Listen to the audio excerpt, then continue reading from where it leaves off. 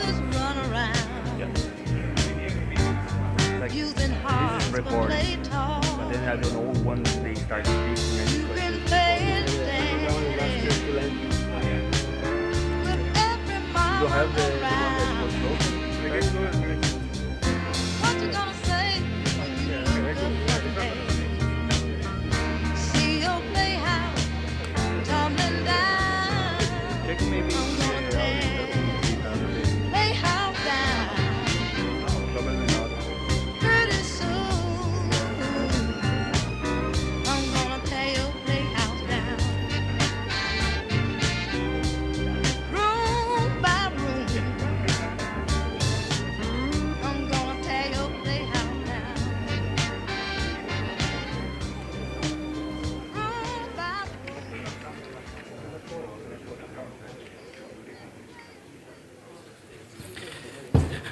Good morning, everybody.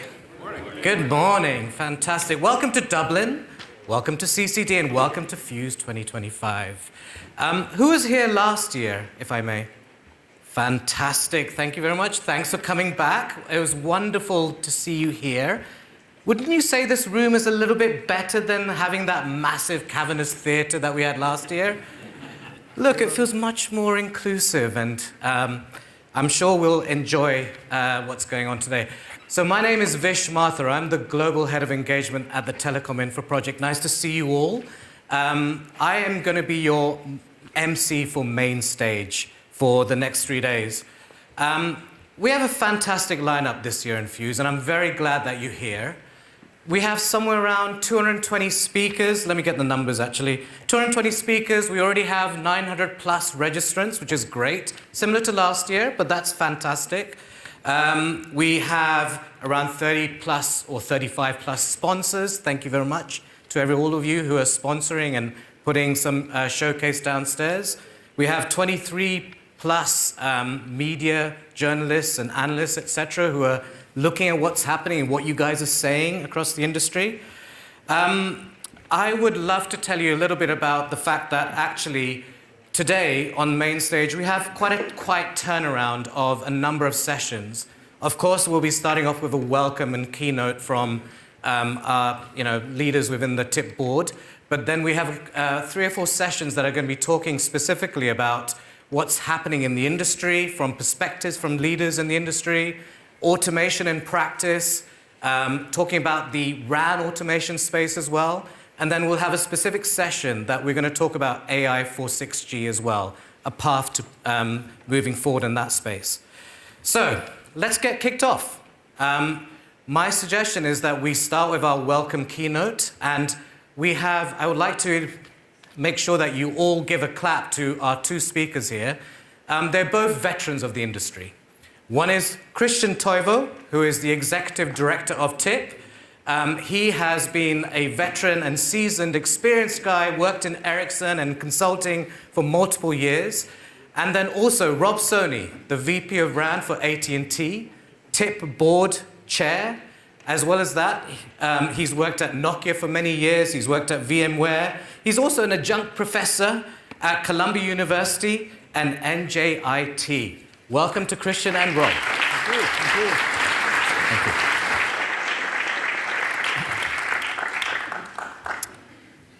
you. Okay, I don't know who's going to change the slides, so I assume somebody's going to do it for us. So first of all, hope most of you came already earlier because it's been quite a party weekend in Dublin. I had a text message, which I luckily saw only in the morning, meet you at the bar. That has come in at midnight, so luckily I did not see it in the evening. Otherwise, I would not be in shape to start it up here with Rob. But if you go to the next slide, please. First of all, remember, make sure if you haven't yet, download the FYUZ app because it's the way to communicate and follow the agenda, and you can create your own agenda. There's a Wi-Fi network. I'm sure you're already connected to it, as well as there is good coverage, cellular coverage as well.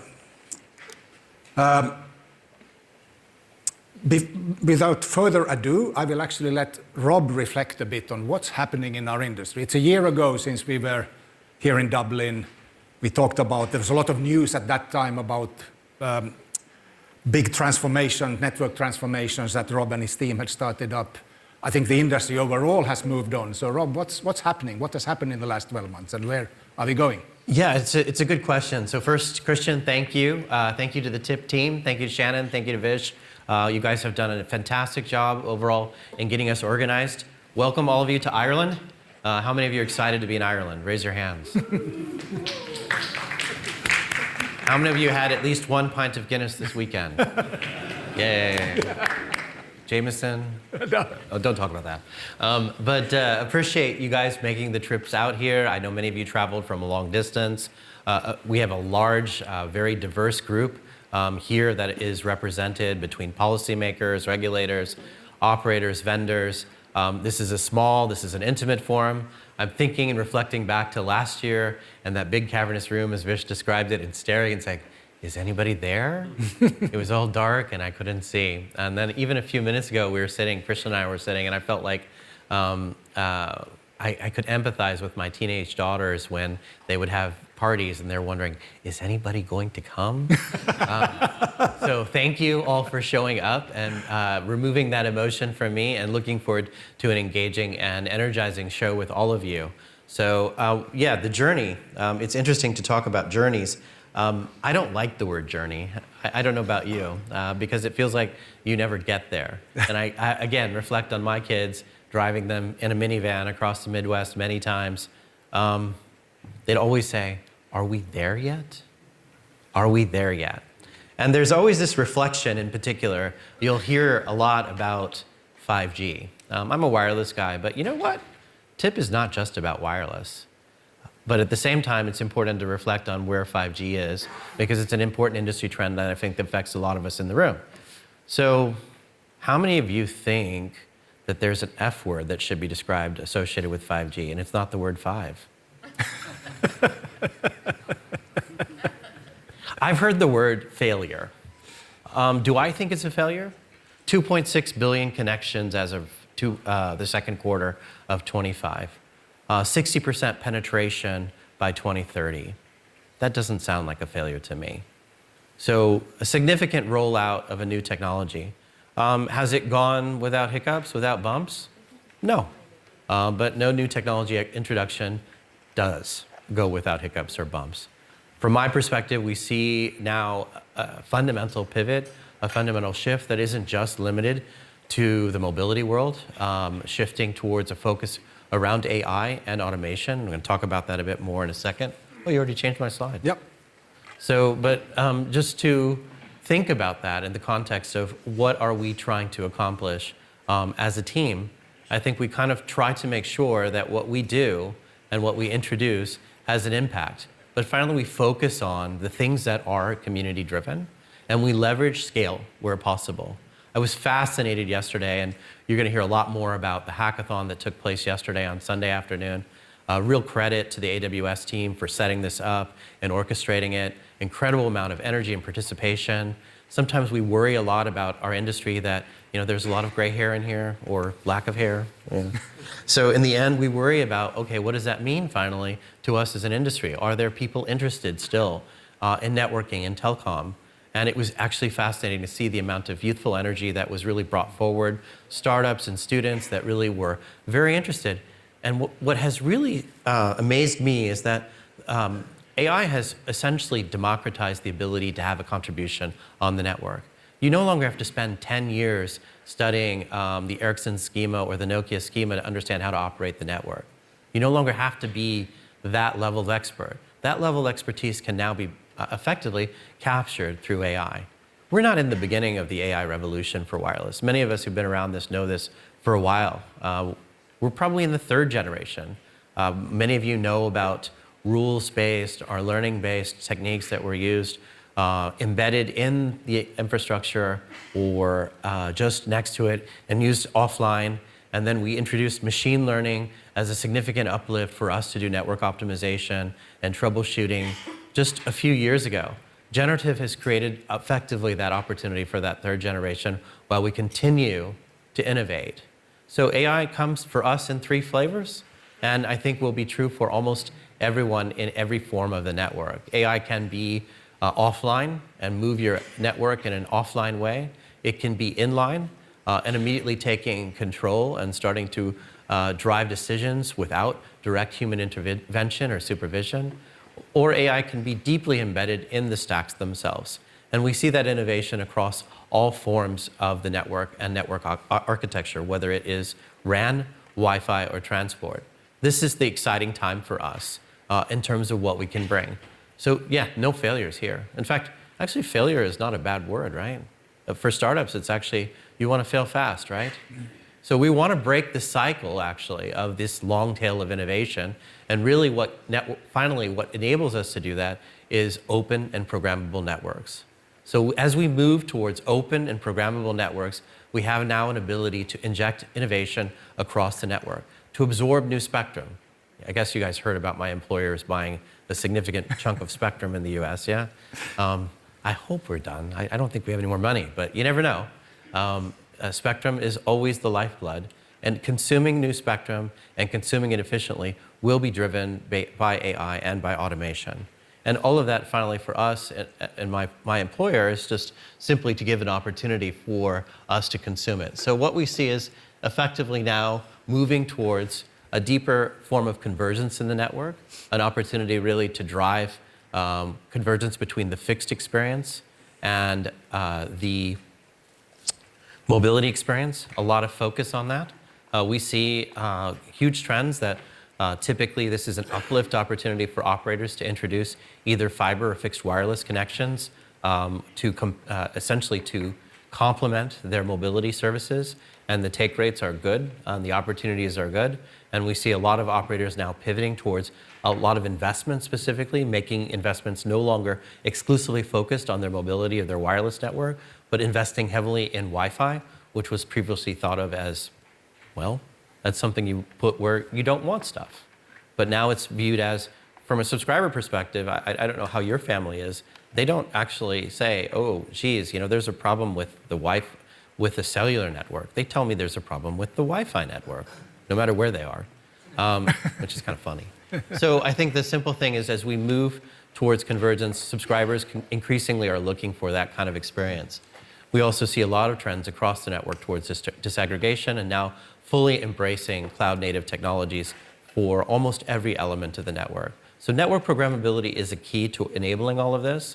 Running those platforms in a cloud-native way is what's going to be key to drive innovation to go forward. So we're very excited about it. We're excited that TIP is aligned, that you guys are here to drive that community-based input. So the big guys can hear from the community, from the large and the small operators, what's important to them to move forward. We're going to be excited to announce, I don't want to steal Christian's thunder, but potentially new focus groups. You're going to hear more about those focus groups. You can go to the next slide. So I just wanted to make sure you guys, just to remind you, why are we here? What does TIP do? What is your walking away thing? What are the things you can tell your leadership about? Where is TIP focused today? So absolutely, we have not shifted. We're completely engaged, and you guys know my special interest, particularly in Open RAN. But I think we are also looking at the opportunities around Open LAN, around Open Wi-Fi. And of course, I look at it from the perspective, Open Wi-Fi doesn't really exist as an ecosystem without TIP. Neutral hosts, especially, which is growing significantly now in the US with the usage of CBRS spectrum, we see that specifically that does not exist without the influence directly of TIP. Same thing, open config and the open transport innovation space doesn't exist without your input, without TIP. And then, of course, we're excited about what our telco AI team is going to bring to us. And finally, what am I going to talk about in a year or two, or Christian, or whoever replaces me? What are they going to talk about specifically of what are the interesting things specifically about telco AI and what have we contributed overall to the industry? We've had a lot of discussions about Open RAN, about how to focus it. And of course, we've zoomed in a lot on the network programmability aspect, and you're going to hear more about that later.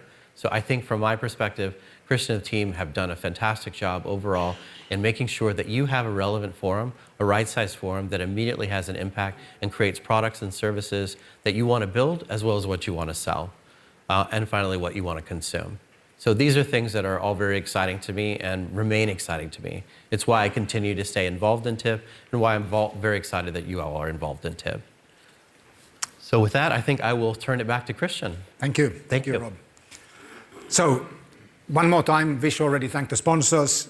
thank you. Without you, this would not be possible to do because doing stuff like this costs a little bit of money. So highly appreciate. So make sure all of us, all of you, visit the sponsors, the booths, talk to each other. There are breakouts set up by some of our sponsors. Great stuff. Highly appreciated.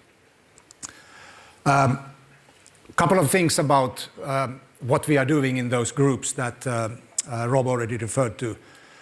I'm not going to go into the details. You can read it yourself, and we'll have the co-chairs in the next session actually talking of what they have been doing. But nevertheless, I think that there's been a lot of progress on the Open RAN side since we were here last time. Very much focused on the RIA, RAN intelligence work with the RIC and the RAPs, use case definitions. We continued to work with the test plan, which has been actually used by some of the neutral labs to validate configurations.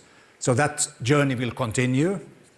OOPT, super interesting, and you're going to hear more about that as well, new initiatives within the transport network. I told to Johan from Telia that I'm not a transport expert, but I'm super interested in that because we all know how important the transmission and transport capacity is for this evolving ecosystem, and with the AI driving the needs to transport data. We certainly have work being done in the AI area. More of that will be talked about here as well, but they've been launching white papers, reference architectures. There's an exciting lab being set up together with Orange in France. Open LAN, I think by now it's probably 500,000 access points delivered running the Open Wi-Fi software stack. We are moving into a new PKI model that makes it easier to actually both support and manage and control those access points.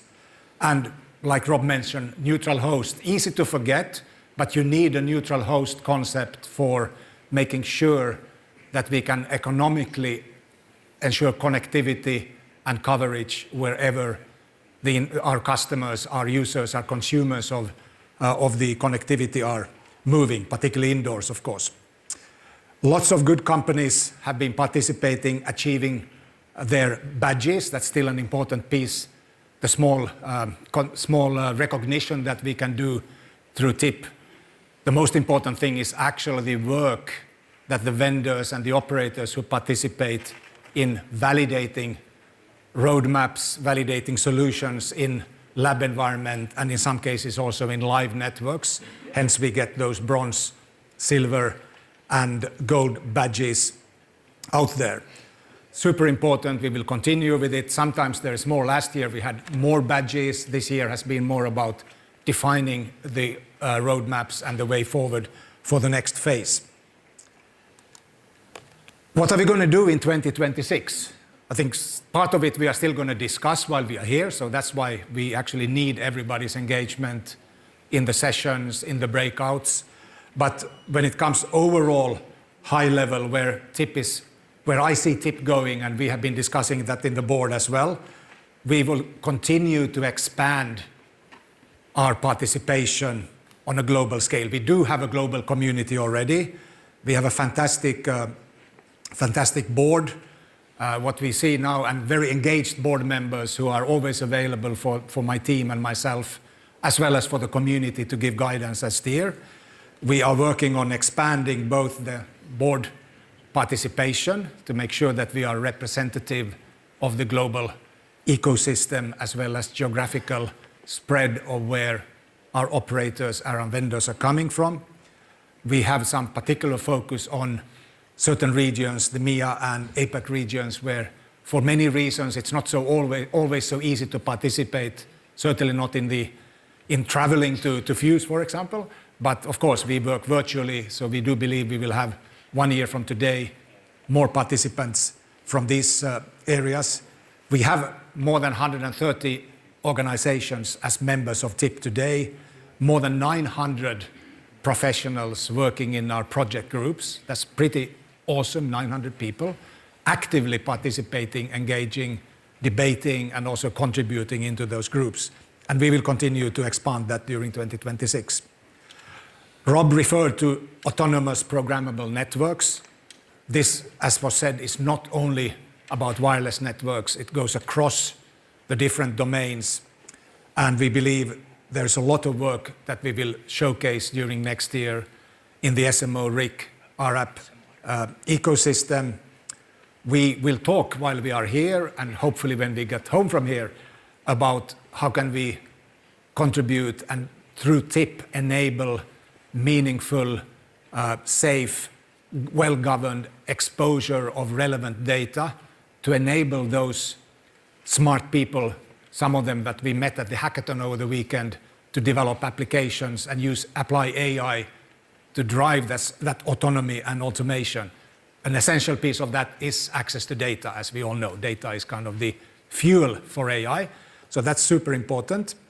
And we also see now the impact of AI also in the different domains, from Wi-Fi to transport to RAN, by embedding or enabling AI to have a bigger role in ensuring that the technology is optimally usable and deployable. So I think this is an area that we will see a lot of more work on in 2026.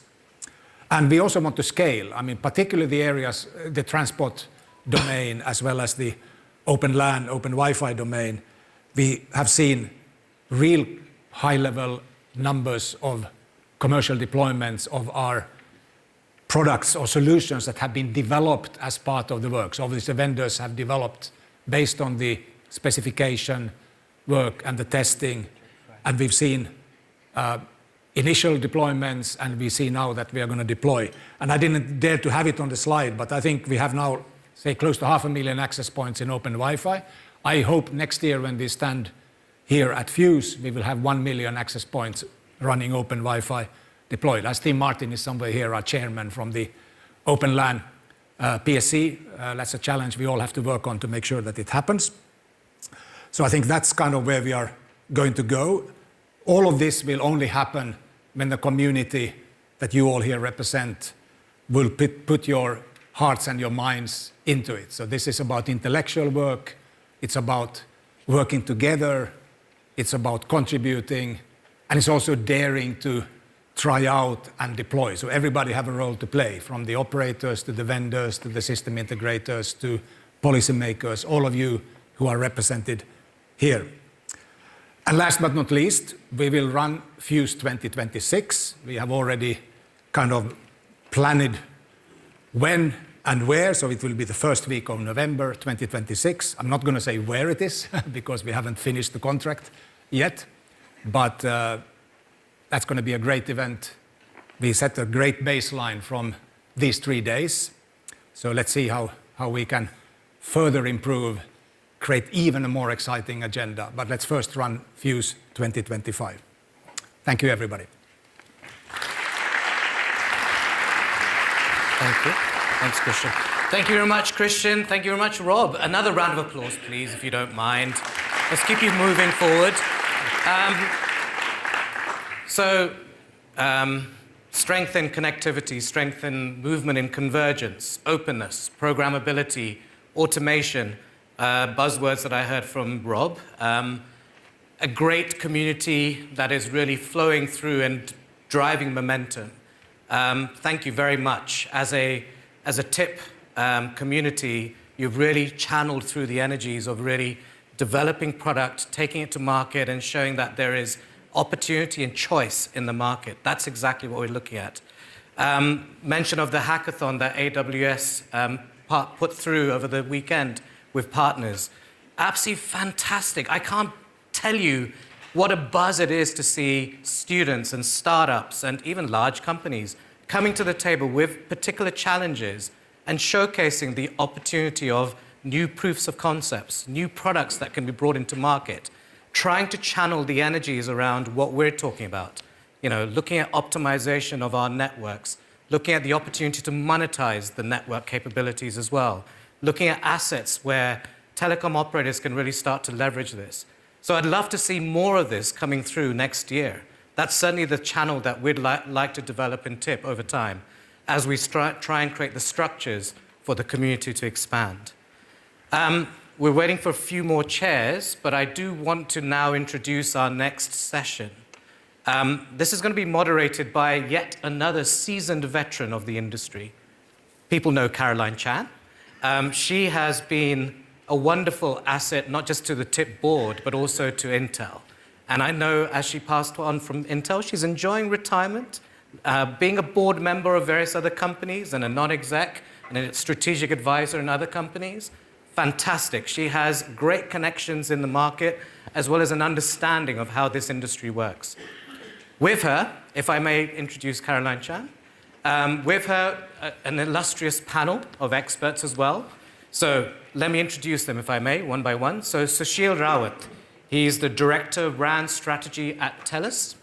I have to go in this order? Yep, okay. Johan Hortas, Head of IP, Optical Fixed Access Network Strategy and Architecture in Telia. How do you say all of that in one go, Johan? Thierry Nagelin, VP of Research at Orange Group. Daniel Herb, Chief Product Officer of Ionix Networks. And Steve Martin, the CEO and co-founder of Shasta Cloud, also the chair of the Open LAN Projects Program Steering Committee. Welcome to these wonderful people, and can we get the chairs on, please?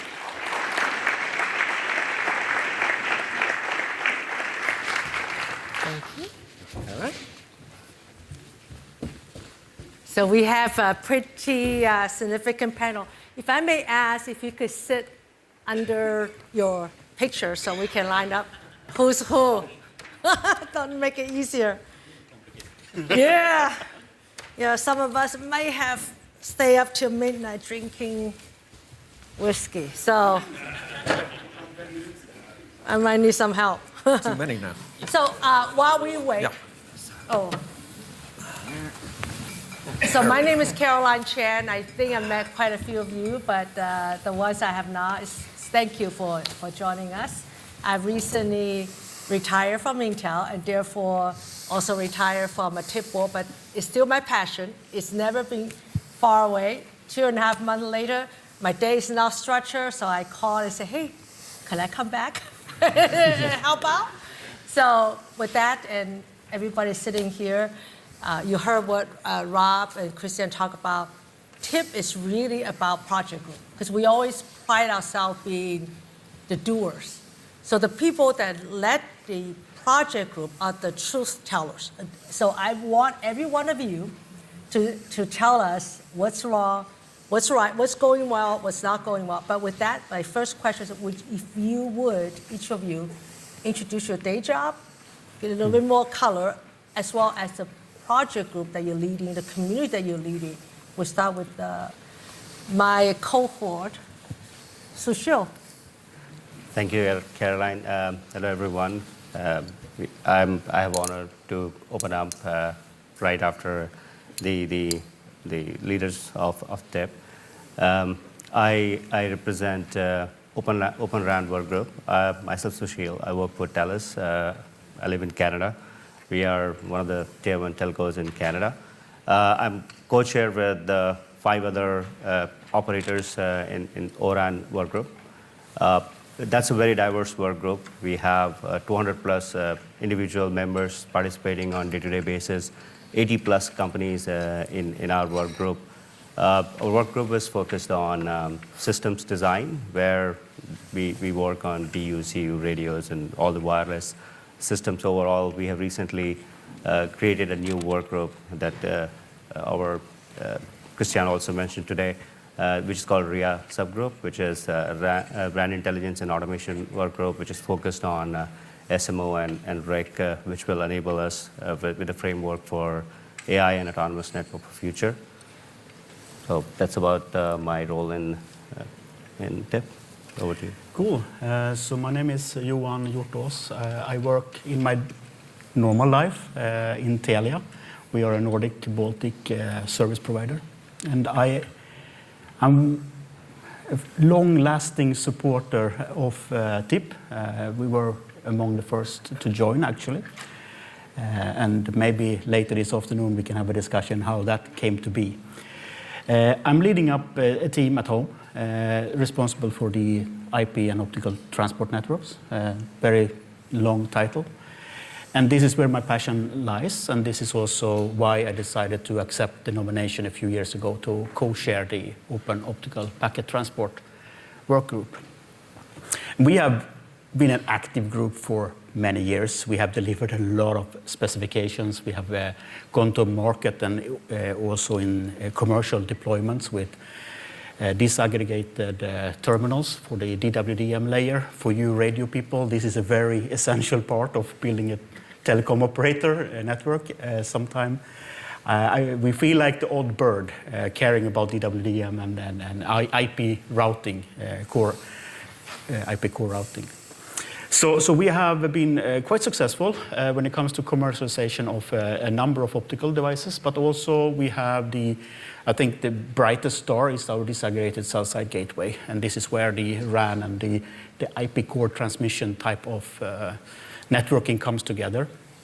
And we also have spent a significant amount of time on specifying how to operate and manage this domain from an automation perspective, where it has been very OSS-driven in the past, and we would like to be a little bit more network-oriented in those discussions, and this is what we do in the MUST team. I would recommend you to join our breakout session if you're interested in IP and optical and what we do in OOPT later today. Good job in selling. Thierry. Hello, everybody. So I'm VP Research for Orange, especially in charge of AI research. So AI is a hot topic. We have all the questions when we can find the return on investment. But there are also lots of all, I would say, towards the way for general artificial intelligence. So we work on many topics. And it's also why we have launched this project in TIP, Telco AI, with several open questions, I would say.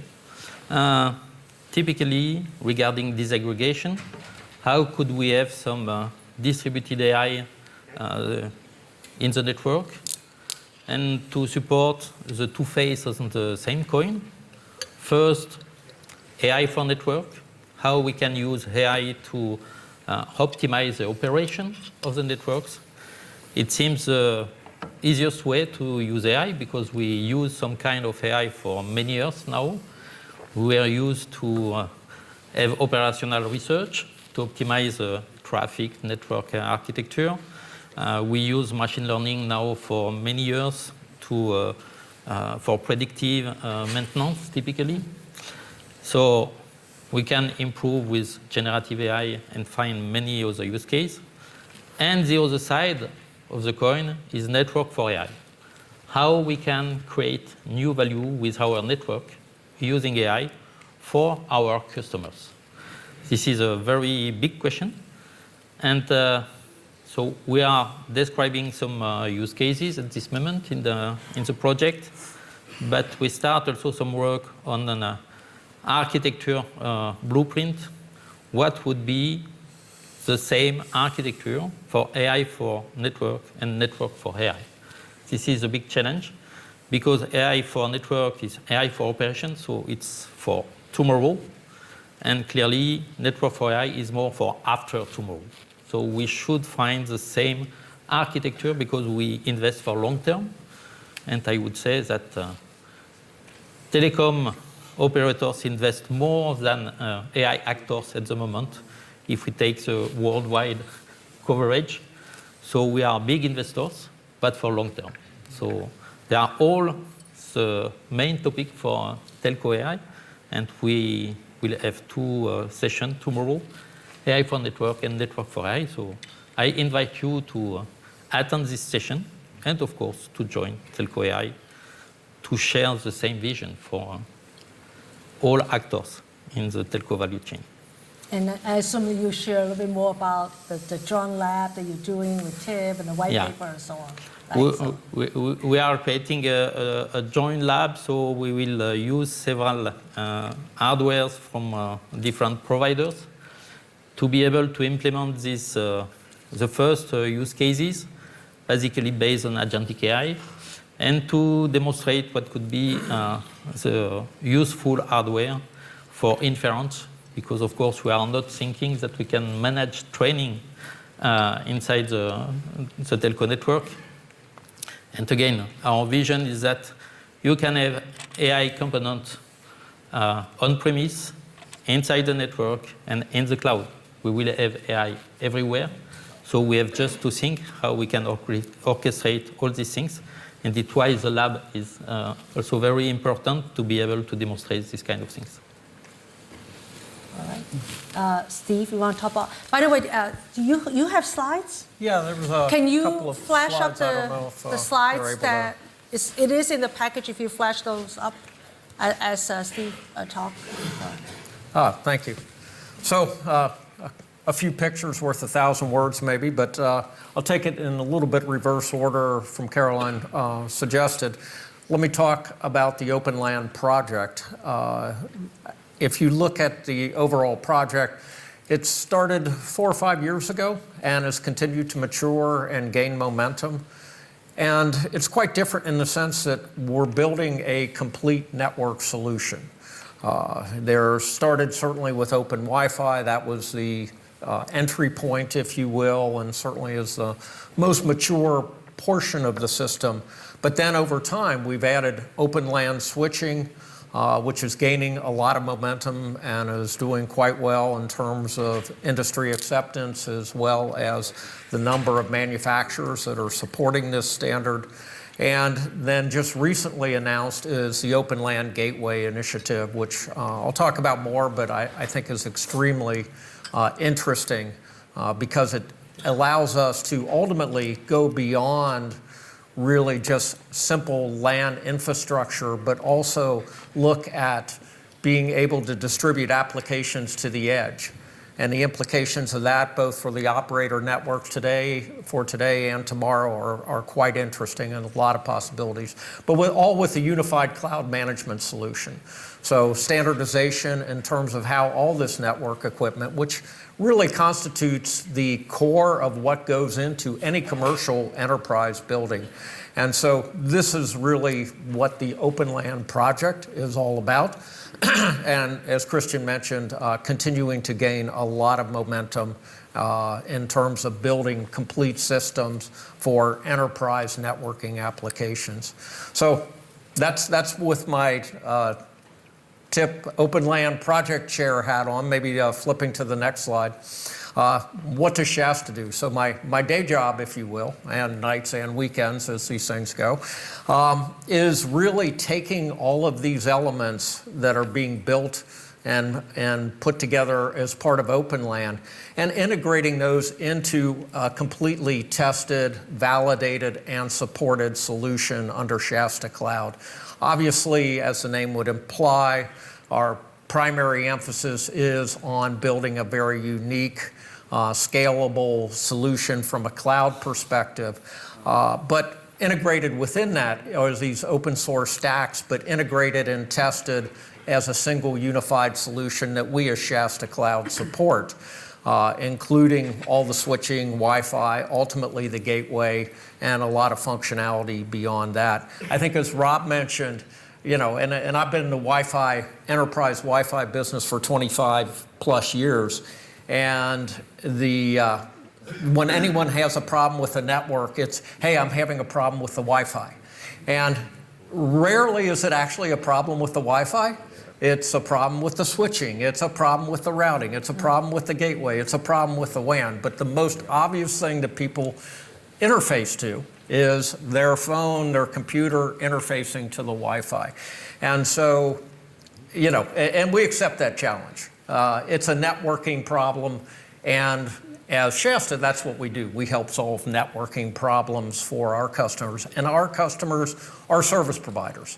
We build solutions specifically for service providers and really try to be the easy button for enterprise applications branded under service provider branding that ultimately you can distribute to businesses.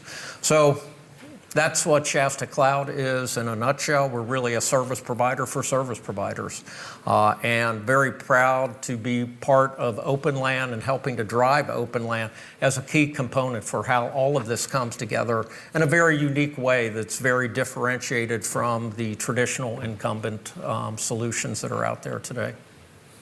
And so I know that you tried to retire a couple of times unsuccessfully. Now you're back in running a company. Retirement isn't all it's cracked up to be. I tried that for a few years. Stop saying that. but- Stop saying that.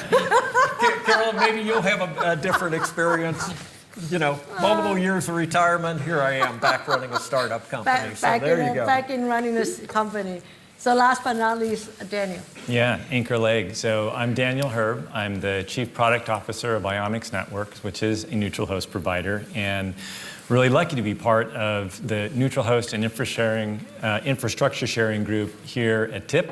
This has been a fantastic way to bring together a strong community of some of the leading providers of neutral host. We've got a couple of leading startups such as CloudXL and Proptivity. We've been very active on the board. We have equipment suppliers, Corning and now Airspan, very active, and more to come from that space. And really trying to help showcase what does neutral host mean from a best practice, both operational and business model. It's almost horizontal across these groups in terms of a economic and participation model that's very powerful for building infrastructure, for allowing active sharing of networks and deploying O-RAN.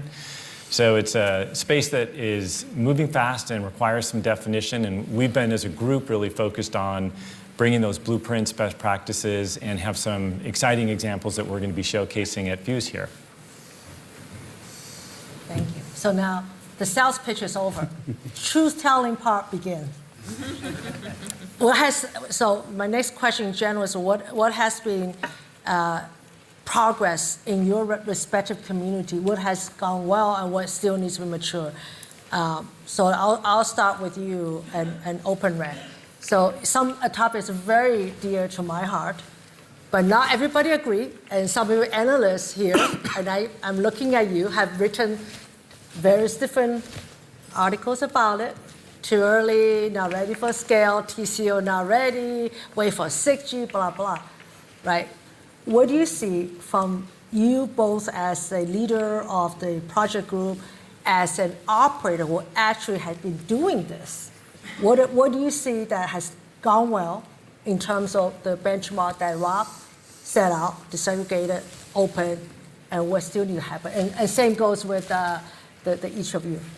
Looks like you set up. Tell the truth. Tell the truth. Looks like you set up. That whiskey was working last night. So I think you're just trying to trigger me, which is you did it well. The reason is there has been a lot of talk about why there is no Open RAN adoption happening. There's no cost benefit. The power is very high and all that. And I and Caroline in our past job with all the colleagues from Intel, we have worked very hard on this, and I was fortunate enough to work with at least 2 or 3 different operators where we built Open RAN. In last 5 years, I can tell you with a lot of confidence that assumption that Open RAN is not that efficient when it comes to power. It is not that efficient when it comes to cost. I think we have all proven those assumptions to be wrong. So in past few years, the cost benefits has been proven well. We have seen more announcements in last 18 months that you probably have seen in last 5-6 years.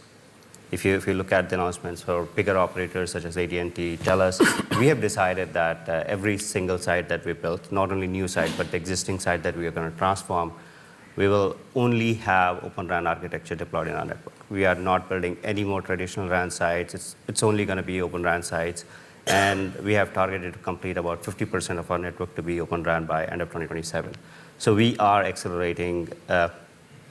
We have decided that this is our only architecture. We're not going to do the judging game and doing that Excel sheet game where we'll keep evaluating benefit. That part is over. We have proved that technology performs. From performance point of view, there is absolutely no difference. It's actually better in many aspects. We are now able to introduce new capabilities. We are able to work with suppliers which address the need of operator, not a black box. Okay, this is what I have. I think this is what you need. That's not what operators want these days, especially where you're probably all observing the industry very well. The cost and the EBITDA margins for all the companies are not on the upward trajectory. It's either flat or going down. So I think there is always this expectation to be more efficient how you operate your network, how you deploy your network. And that's where we are seeing more and more benefits coming, where you're able to remove more black boxes from the network. You're able to simplify your site deployment. And these are things that you cannot assume on day one, because the technology is evolving rapidly, especially from the silicon industry side. Our colleagues at Intel have done a great job with integrating NICs now, hardware accelerator, everything in the CPU. So the silicon ecosystem has evolved so fast that it has become much more attractive than a traditional box, which is not bad, but it is now Open RAN is proving to be much more beneficial. So from my perspective, now we are in a phase where we are accelerating adoption of ORAN, and I don't think so we have to do more guessing whether it's a good technology or not, because we are seeing people adopting it more. I mean, congratulations to you and Bernard for putting money where your mouth is, and that to really show how this should be done. And you taking some of the learning, right? You spending the money and your energy to get the learning and show it. So then hopefully that you, under your leadership, then the Open RAN community, the project will really put the learning back in, so that the ecosystem, whoever that comes after you to do this, yeah, and would not repeat the same mistakes again. It's not only myself alone, but the entire work group have excellent leaders from different companies. We have AT&T's participation, Right. very active. Melissa is very active in the work group. I'm very active. Vodafone is active. Boost was a new member who joined. They're not here today, but they were very active. And the whole idea is to fuel the discussion within the work group, where we come up with the practical requirements. It's not that, okay, let's build an architecture that probably operators would need. Now we are going back to the community and saying, guys, this is what we are saying. I think this is where the ecosystem is lagging behind. This is the solution that doesn't exist.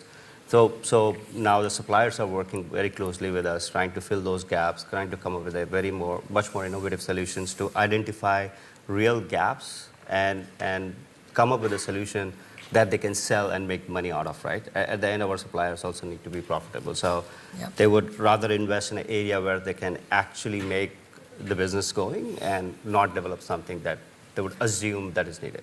So that's a big part of our work group, where we want to bring the practical learning back into the community, and let the community develop solutions that operators would spend money on. Thank you. So now you see how truth telling should be done? Johan? Oh, I don't think we should go there today. But in my world, in optical photonics, DWDM, this is one of the starting points in OOPT. We came together, a number of operators and suppliers and vendors and system integrators. And I would like to tell a story from Telia perspective. So about three years ago, we decided to go all in on open, disaggregated optical systems. It has been a struggle. It's a new way of procuring things. How do you procure an open system? We had no idea. We had good friends in OOPT. We could have a discussion, okay, which components make sense to disaggregate. We went all in, and we are now running completely open and disaggregated optical networks. And what we did is that we took the line system, and we procured that, and then we procured the cross connects, and we procured the terminals, the transponders. And you do all the integration yourself? We based it on the specification that we have co-created in OOPT, so there is no integration required. Perfect. So at the time, we didn't have the badging or the certification process in TIP. That would help us now when we do the next round. But at the time, we based it completely on our specifications, and I'm happy to say that the networks are running extremely efficient and they are working extremely well. And now we come into the next year, we will run a new process, and we will focus then only on terminals.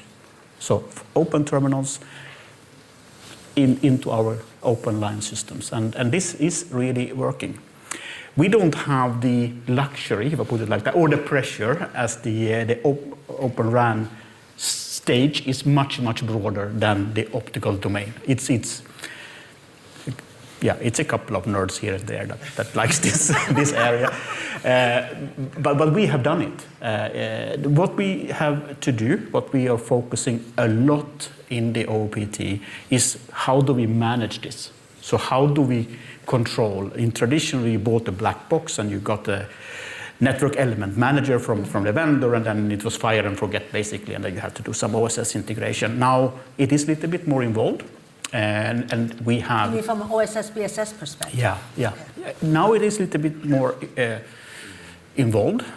We need to take care of some of the complexity that we could shy away from before. And this is what we do in the must work group, to specify the southbound, northbound APIs. How do we want to talk to the network and so forth? And this is really going well. The industry is adopting. If I take truth and honest, I would like to see a little bit more openness from the supplier base. There are still suppliers out there that believe that we do open and disaggregation to the price point. The price is important, of course, the cost is important, but we are not doing this because we think we will get a lower cost. Right. But when you really turn a maybe 40-year-old business model and you break it into pieces, it's very easy that you go into defensive mode and try to protect whatever you had before. So here I think we need, as a community, we need to be a little bit more open and straight, looking at this as opportunities to do better together rather than trying to defend the model that at least the Telia we have abandoned some time ago. Okay. Thierry, I don't know if it's a fair question since the journey just started, so... Yes, the journey has just started. Maybe one of the points is that when all of you will need AI. So we need also your output as use case and what you need in the network. And feed into that. Because we cannot just think by ourselves to all the use cases. So I think regarding this different topic, we need also this input to improve our view, our strategic view. Then maybe, Steve, I mean, you've been in this industry 25 plus years. So what have you seen that what we're doing here in Open LAN is helping moving the industry forward, benchmark back to what Rob was saying, open, disaggregated, and what better can be done, what community can help you?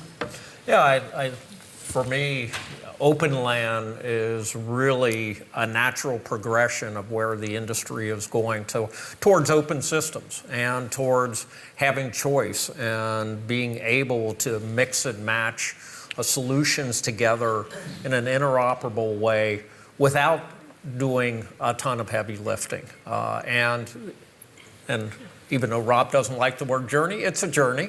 But I think in the case of Open LAN, in many ways we're there. Lots more work to be done, as always. But the fact that we've built this, and this is, while there's lots of similarities with Open RAN in terms of open disaggregated solutions, Open LAN has fundamentally taken a bit different approach, which I think is working to our advantage. I would cite two things. Number one, Christian mentioned it in the prior slides, but this is a big emphasis for us. We have an integrated common public key infrastructure which binds together cloud solutions and embedded devices and manufacturing. Our whole Open LAN ecosystem is driven by a common security framework in terms of how devices find clouds and how they associate in a secure manner. This doesn't have to be engineered on a case-by-case or a manufacturer basis. This was done by individual vendors in the past, certainly is done today by the incumbents, but done at this scale in an open manner has never been done before. And this is now successfully deployed and continuing to make progress with that. The advantage of this, we have probably 10 manufacturers today building solutions that can ship to any customer and find any cloud. So in a way that requires zero-touch provisioning. So it's very unique in terms of this public key infrastructure, which binds the whole open LAN solution together in a very vendor-independent way. So to me, this is a natural progression and really marks a huge step forward in terms of how to build open systems. Certainly we have challenges. I think continuing to build from a test and certification perspective to ensure seamless interoperability, those are things we'll continue to work on. We're doing a lot of work with that today, but of course there's more to do. I think the other piece where Open LAN needs to continue to progress is we are an open source solution. So we're not only open systems with an open interface, we are a software open source solution. Open Wi-Fi is a completely open source stack that you can pull from a repository. We make contributions to, we control Open LAN, and not just Shasta, but Open LAN controls that open source repository. On the Open Wi-Fi perspective, it's fully open, it's a full open source stack. On switching, we still are working through, there's still parts of that are proprietary, but the goal, we're integrating Sonic now as a network operating system that we're pulling from data center applications into the edge, so that ultimately we can have full open source solutions, so that as customers, you can see what the code is. You can access the code. You could actually have a role in modifying it as necessary. So making lots of progress, lots more work to do, but I think it's fundamentally very, very different than what has existed in the 20 plus years that I've been involved in the industry. Yeah, in a way, you're really showing the industry, the path forward, right? Yes. Fully open, including the software. Well, last but not least, Danny, do you have anything from your perspective, from the neutral host sharing, infrastructure sharing group? We do, yeah. It's been a great year for the Neutral Host Group, and successes have been being able to really take examples that give people real-world proof points of what can it look like to have drastically better economics and use cases that have good performance. That tends to also give us a way to talk about some of the biggest challenges. So particularly in the wireless space, for neutral host infra sharing, there is not a common approach for service providers.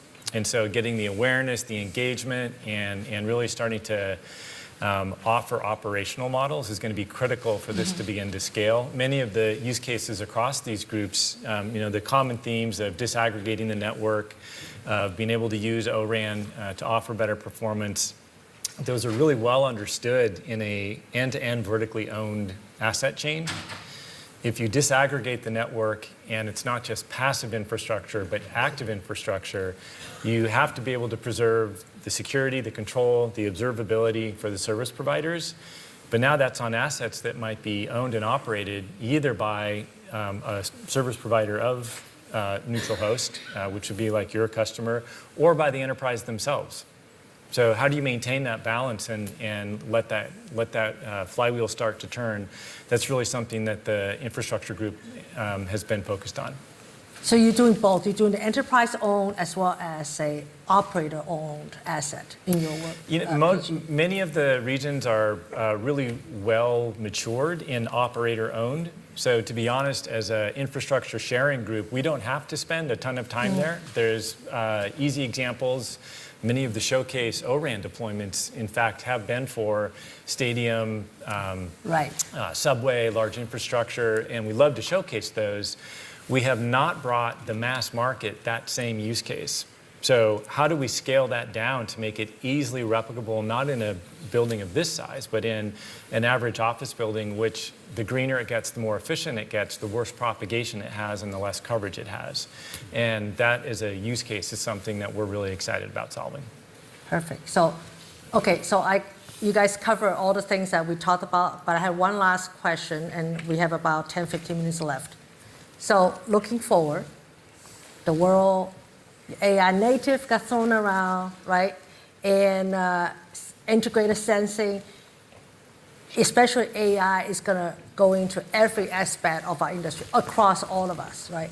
And Thierry is asking us to help him with the driving the use cases and so on. So my question is, in your perspective, how does AI going to impact your particular area of interest and your PG moving forward?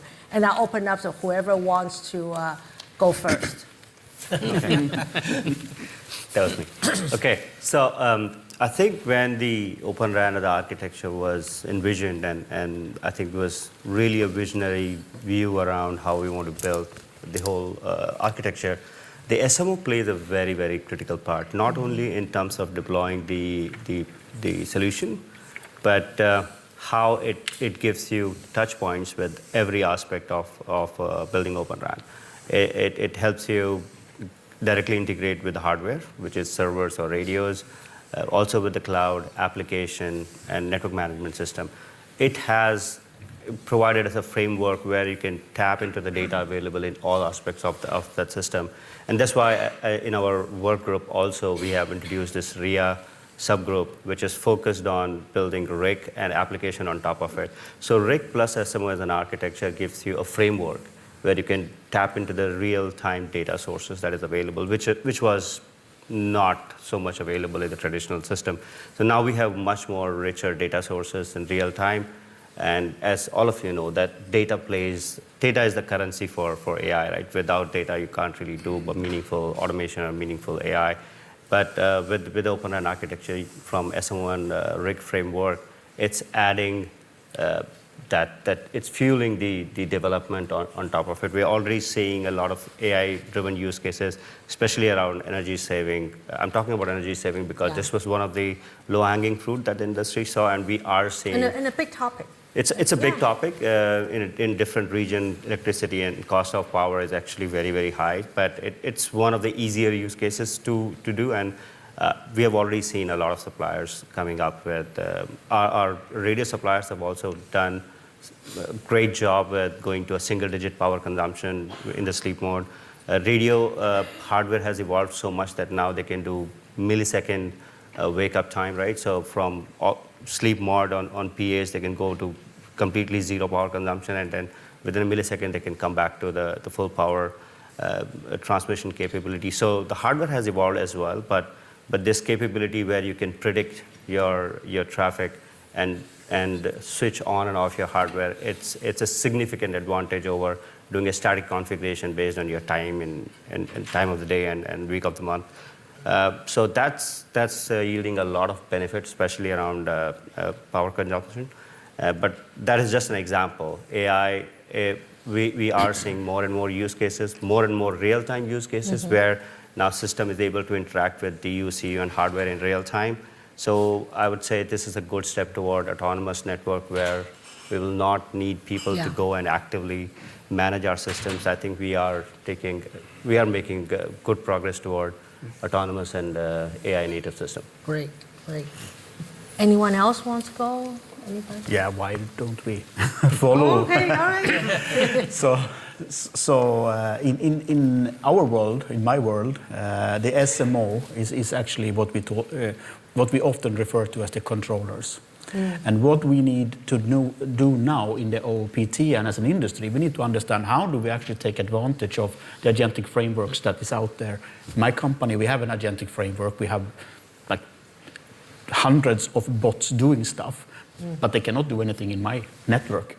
We don't have the connection. So the SMO in the RAN space, we need to evolve what we call the SDN controllers to make the network really, I wouldn't say programmable, but to start using agentic framework to actually replace some of the tedious stuff that we today as human needs to do in these networks. So this is we haven't discussed it in the working group. So maybe I would change working group soon. Give it to Terry. Thank you. So this is really an area where the industry needs to step up. We cannot build more black boxes when we go into the agentic world. We cannot do that on black boxes. We need to understand how we talk to each other. If it's A2A or MCP, whatever type of protocols that we will use. And then it is from maybe not a power consumption perspective, because we don't need to tear up and down links in that manner, but we do introduce quite a lot of complex traffic patterns, and we might want to use AI to help us guide which path is the best one for this use case. So we are moving in that direction. I think we as a community in OPT, we need to start thinking a little bit more about this. So maybe we have the foundation now in place. We have defined a lot of the interfaces, a lot of the, let's say, traditional use cases of an IP and optical networking, but maybe we need to start thinking what lies ahead of us. We have a good foundation to build on. The industry knows what we want, and several of our partners and the vendor space has created commercial solutions. Now we need to, let's not get stuck in where we are today. We need to look forward, and for sure AI is an area which great potential to make our niche of the world a much more efficient and fun place to work. Wow, lots of use cases for you, Thierry. Yeah, I'm happy to. From telco AI point of view, I think we have to be clear that we are not, as telecom operators and the full ecosystem, we are not the leader creating the models and this kind of thing. So the main issue we are facing is that we have to think at the same speed that AI evolves. So maybe we have to switch to another position every 6 months. We are just 3 years after ChatGPT revolution. And things are moving so fast, so we have at least 3 to 10 new models every week. Yeah. Every week. So it's really fast. And we have very big model with now 1 trillion parameters. And we have models that can run in our smartphones. So it's why we can have this kind of disaggregation with AI working everywhere. And agentic AI is typically the model where we can have these different pieces of AI working together. Because typically for Open RAN, do we need AI inference for 1 minute every quarter? So what are we doing with our resources for the 14 other minutes?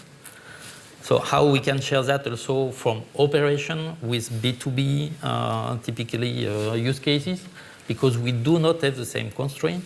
So it's why we need lots of ideas, lots of vision to really build this kind of hybrid architecture. Again, it's really a question of speed, and we cannot just with 20 companies think the whole landscape. So we need really all this input to be able to think the first level of this architecture that could be implemented.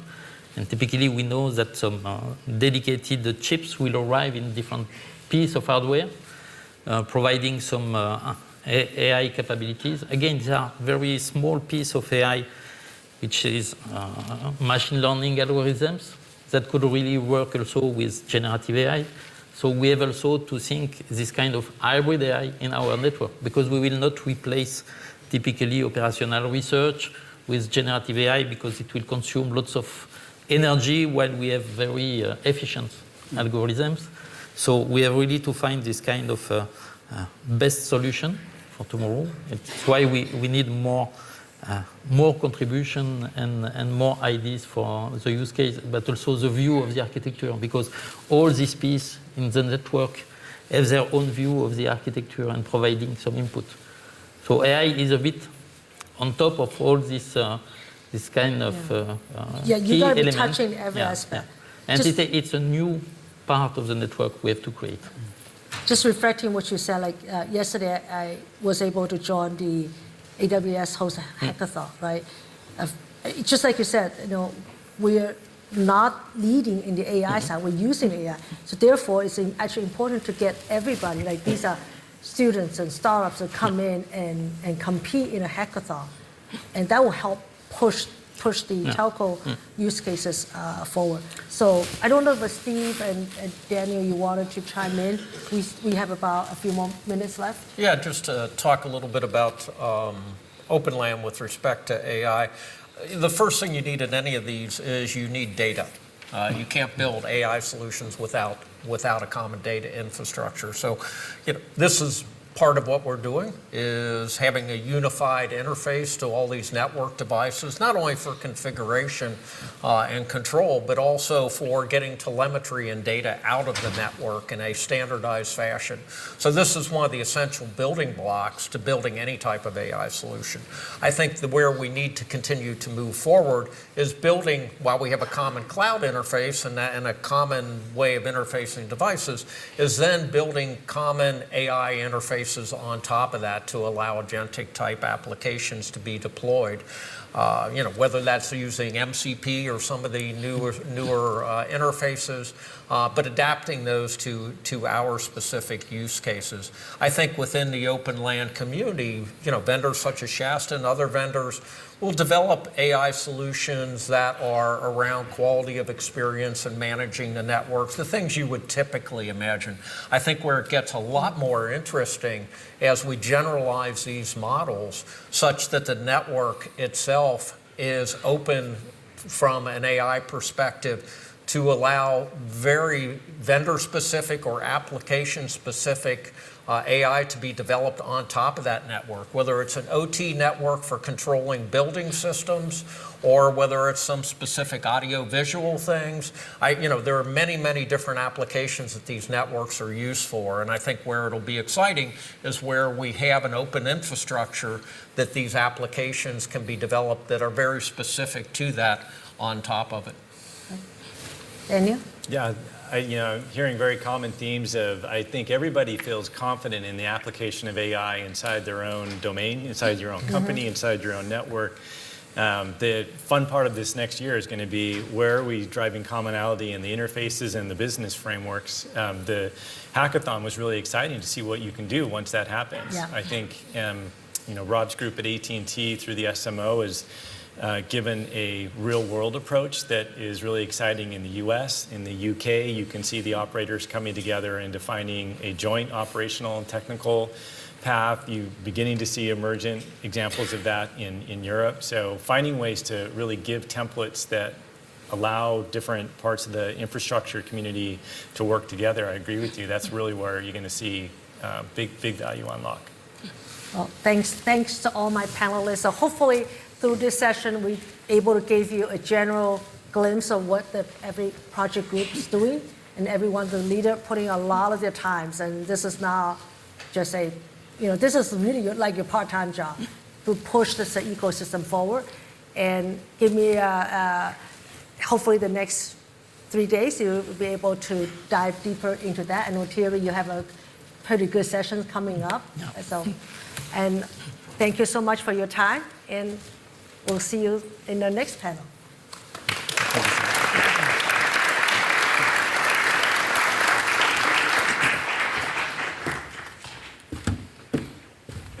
Thank you. Thank you. Fantastic panel. Brilliant. Oh, we're losing a few people. Don't worry, just stick it out. Don't lose the momentum here. My personal reflections. Okay. There's a level of maturity in some of these solution sets that were being described through the community approaches. Open RAN is not dead. It's still there, says Sushil. They've been investing a lot of time as an operator, and they see momentum in that space. And there's obvious recognition that there is real value in opening up the interfaces in front hall and in the SMO RIC space. Then, of course, OOPT as a community has really grown. There's real commercial deployments happening, DDBR, DAR, but also the SDN interfaces that are now being recognized as a way to channel in real proper end-to-end management of transport, optical and IP transport networks. We'll talk about AI as a sort of a framework, but then Open Wi-Fi or the Open LAN community have full end-to-end solution stacks, interoperable ODM access points with cloud-controlled sort of software, driving towards quality of service and really ensuring that there is a proposition that is enterprise-grade. And then, of course, neutral host infrastructure sharing, not just a wireless space, but also a fixed space or a co-located data center space. There's obvious need for driving economic use cases that are operationally efficient. And the JOTS framework that Daniel was talking about in the UK was perhaps an interesting model to look at.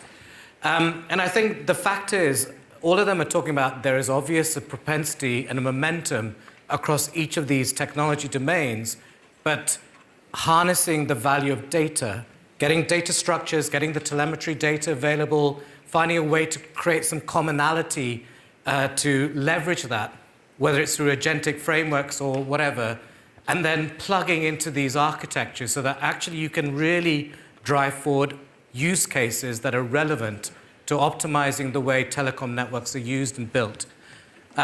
It's fantastic. I hope you get a sense that there is momentum here in the community. And when there is momentum, that means there is opportunity. So please look at what you as companies may wish to do as you look to try and grow your product set or look for opportunities to collaborate and invest time in that. Let's move forward, if I may. So I would like to invite our next panel. And this one is truly about automation and in practice in network and operations. And we have quite a good range of panelists here across the value chain. Some who have done it, some who are driving things forward, and some who have a view on how it should be integrated in. So I'd like to invite our moderator for this session, Nisa Cloney. She's an ex-consultant AI and data director, and she will talk to and invite the panelists to the stage. Thank you very much. Yeah, clap. Thank you. Thanks. Good morning. Good morning. Thank you so much for joining us for our 10:15 session, where we are here to discuss further about programmable autonomous networks. But also we're going to delve into automation in practice for operations and networks. As my colleague Vishal said, I'm Nisa Cloney. I'm a data and AI lead, ex-consultant, and I've helped organizations across various industries with their data challenges and their AI strategies. But this morning, it's not about me, it's about 6 very esteemed gentlemen that are coming from across the telecommunications space, representing operators, vendors, hyperscalers, technology leaders, and startups.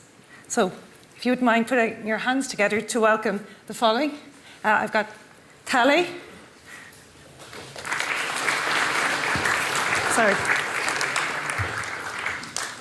Owen. I'll give you a brief introduction of everyone in a moment. Sharir. Simon. Tomek. And finally, Vivek. Thank you.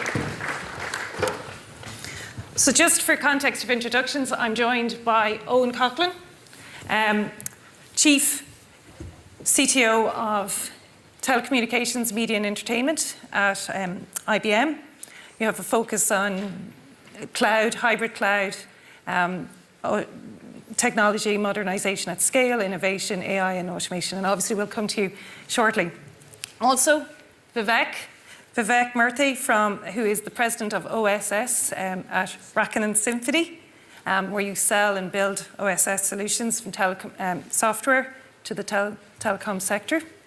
Also joined by Simon Locke, the founder of RG Networks. RG Nets has their own stand downstairs if you want to find out some further information.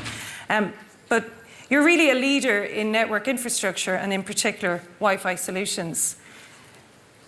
Sharir Khan from Telia, you are the head of core in terms of mobile core. And again, Telia, for those of you who don't know, is a tier 1 communications, telecommunications network provider and also a network operator for mobile based in Sweden, but also Finland, Norway and the Baltics. I'm also joined by Tomek Gersberg, who is the CTO at Axia.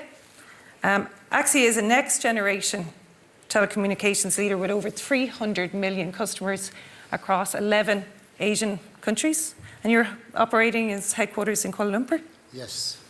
And finally, Calais Littinen, Chief Technology Officer at Alicia, which is a market leader in telecommunications and digital services. operating in Finland, Estonia, and 100 international countries. So thank you very much for joining me this morning, everybody. I'd like to start with yourself, Callie, if you don't mind. Yeah. I want to know more about Elysia. Obviously, it's a telecommunications leader, but it's also very much focused on digital services. You have a vision about being a sustainable organization through digital transformation. Can you tell us more about your vision and the work that Elysia is currently doing in terms of automation and AI? Yeah, thank you, and thanks for having me here. Telling about our story in Elysia. Yes, autonomous network operations, that's very key part of our strategy in Elysia. And we have been on this journey, sorry about that, Rob, a quite long time. 10-15 years we have been building automation. And we are still on this mission towards driving incidents, customer impacting incidents in our network towards zero. So that's our goal, to drive customer impacting incidents to zero in our network. So it's been a long journey in automation, and I think it's good to ask that, are we there yet? And I would say that we are still thriving. Maybe we need to upgrade a car and continue towards our goal there. So it's also good to ask that what kind of results we have seen during this journey, and what it has mean to us. So during our journey, we started from by automating our network operations center. We have 0-person network operations center. We started from operations to optimization and towards network planning. And it has been a huge change in a fundamental change in a way how we operate our network and produce services. And it has also meant that during that journey there has been a lot of innovations which we have been able then to productize to the market and build the new services. Not only offering those services to other telcos, but also to other industries. So you're almost like the client zero. You're doing it for yourselves and then repackaging it. Yeah, it's kind of proven in our operations, and then we are able to bring those benefits also for others there. One key thing, of course, during our journey has been that we have been able to establish the software culture in a company. So we are not anymore just using the technology that somebody else is bringing to us. We are not only the users, but we are also creators. And we are not only anymore solving problems by installing more boxes to the network, but instead of that, we are using software to solve problems in a network and bring the new services. And it has also enabled us to be successful in 5G, bring 5G standalone to our customers, and 5G advance to our customers. So increase customer experience as well. Yeah, that has been moved. We have been able to drive already customer impacting incidents down by 81%, and we can predict 99% of incidents in our network already now. So move from proactive to predictive. Yes, yeah. And then to the prescriptive automation there. So it's been a very successful journey, and now we are continuing that towards fully autonomous operations, not only fully automated, but towards the autonomous operations. That brings me on to agentic AI and how are autonomous operations powered by agentic AI in your organization really driving efficiency? Yeah. I mean, I assume you've started to test some use cases and identify Yeah, one key milestone has been something we call EDN, Elisa Defined Network. And that we started around 2018. And then we were thinking that we want to enable open multi-vendor new way to run our IP and transport networks. And that's how it started. And what that is today is that we have basically built a digital twin of our network. So we took the data from the network to our own hands and built a digital twin and our own tools to run the network there. And now we are taking that to the next level. We are adding the new technologies like building agents to run the network through that digital twin. And we are also expanding that not only to cover the IP and transport and fixed networks and data center networks, but also expanding that to the other technology domains like RAN and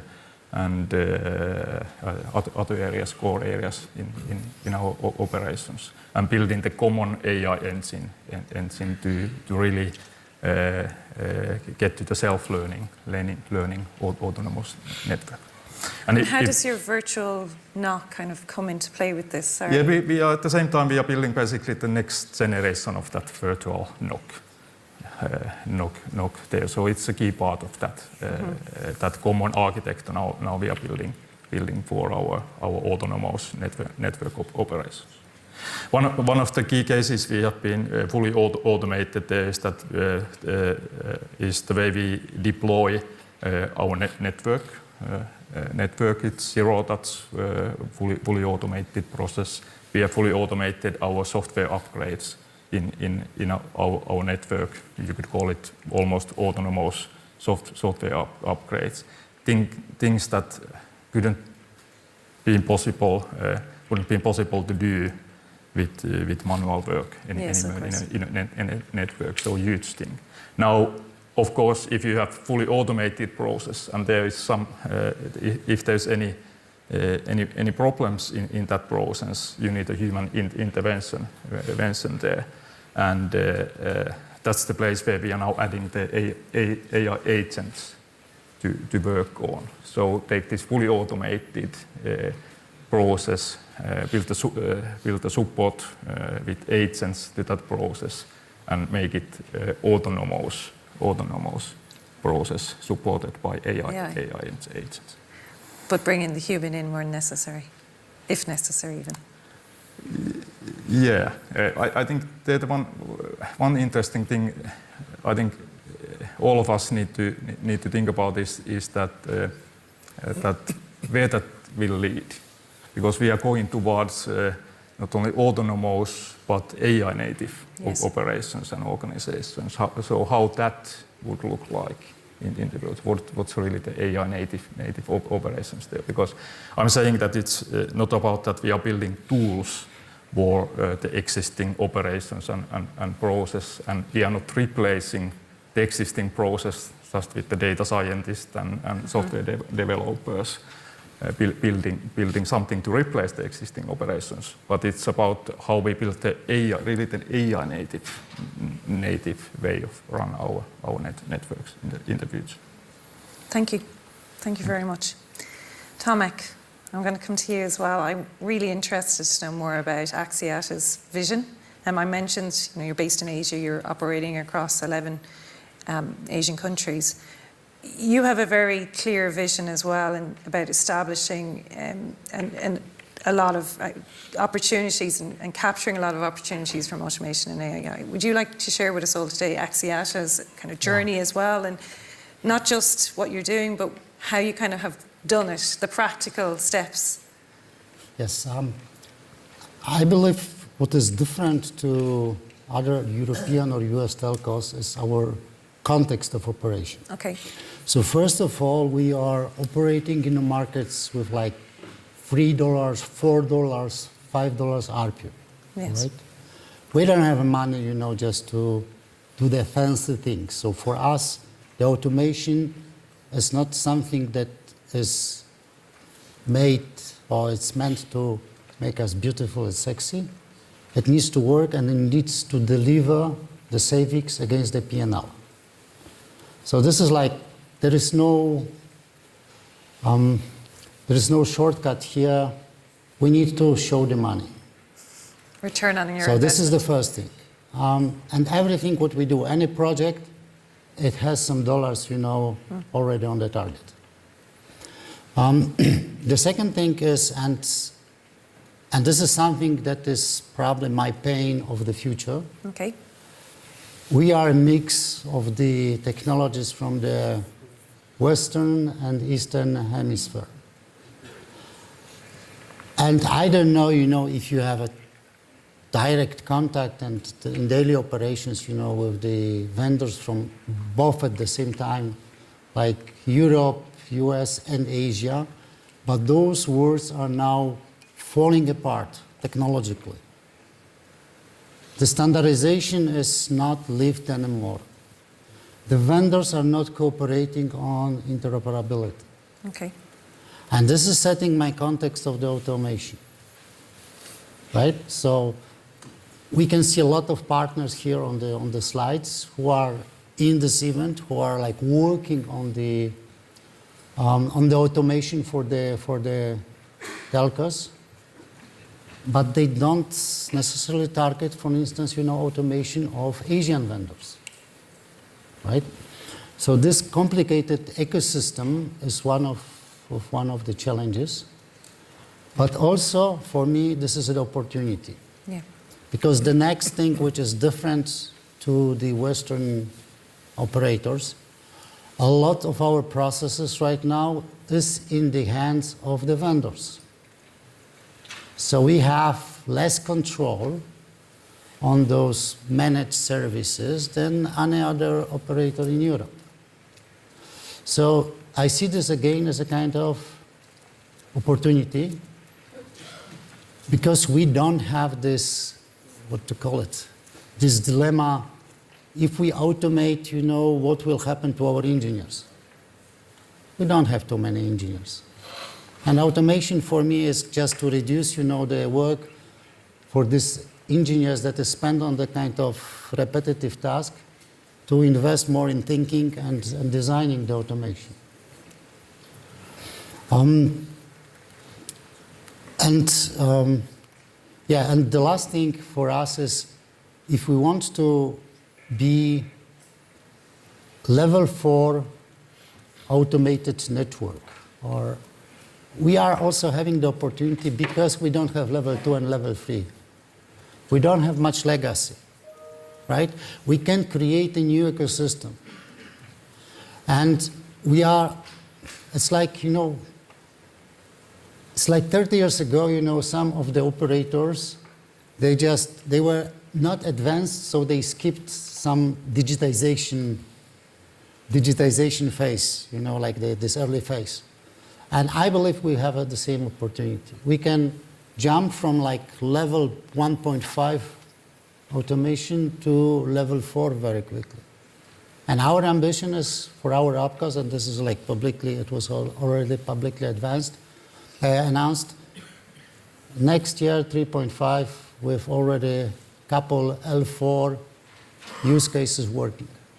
And we are talking about the countries like Cambodia, Bangladesh, Sri Lanka. So something that you would not assume being a high-tech countries, but we will have a high-tech operations there. And is there any learnings or opportunities that you can bring, say, to the Western from what you've seen in Asia, or is there any kind of shared? I believe the challenges are the same. Mm-hmm. Maybe with one difference in our case. So the first thing is that we have all, to a large extent, the OSS that is still reflecting 20th century line of thinking, with kind of TMN umbrellas and system over systems and so on, where the applications are owning the data. And this is a biggest challenge right now, because if you really want to run the operations that is intent-based and AI-based, you need to have a lot of data which is available in real time. And you need also to do the actuation of the network in the real time, which is not necessarily a feature of existing OSS systems that you have. So creating a foundation, the data foundation, which we call like, as the working title, data ocean, but only not to imply any technological choice. If it will be a data mesh and data or data lake house, whatever it is, what we are right now designing, it must be a foundation for any use case. So the data needs to be exposed to any application, any data. This is only the way you know how we can build the L4 automation in our eyes. The second thing is a little bit, what to call it? We are talking very much about, agentic approach. Mm-hmm. And the agentic approach is a great thing, but probably not for every task and not for every purpose. If you are talking about L4 automation, I sense troubles. So in our vision, in our architecture, we will rather try to avoid agents, because agents will come with conflicts. They will compete for the same resources. You will get into the need of coordinating them, resolving the conflicts, and so on. So again, then building another super intelligence above the agents, the agent's boss. But if you have the agent's boss, so why should you need to have the agents, right?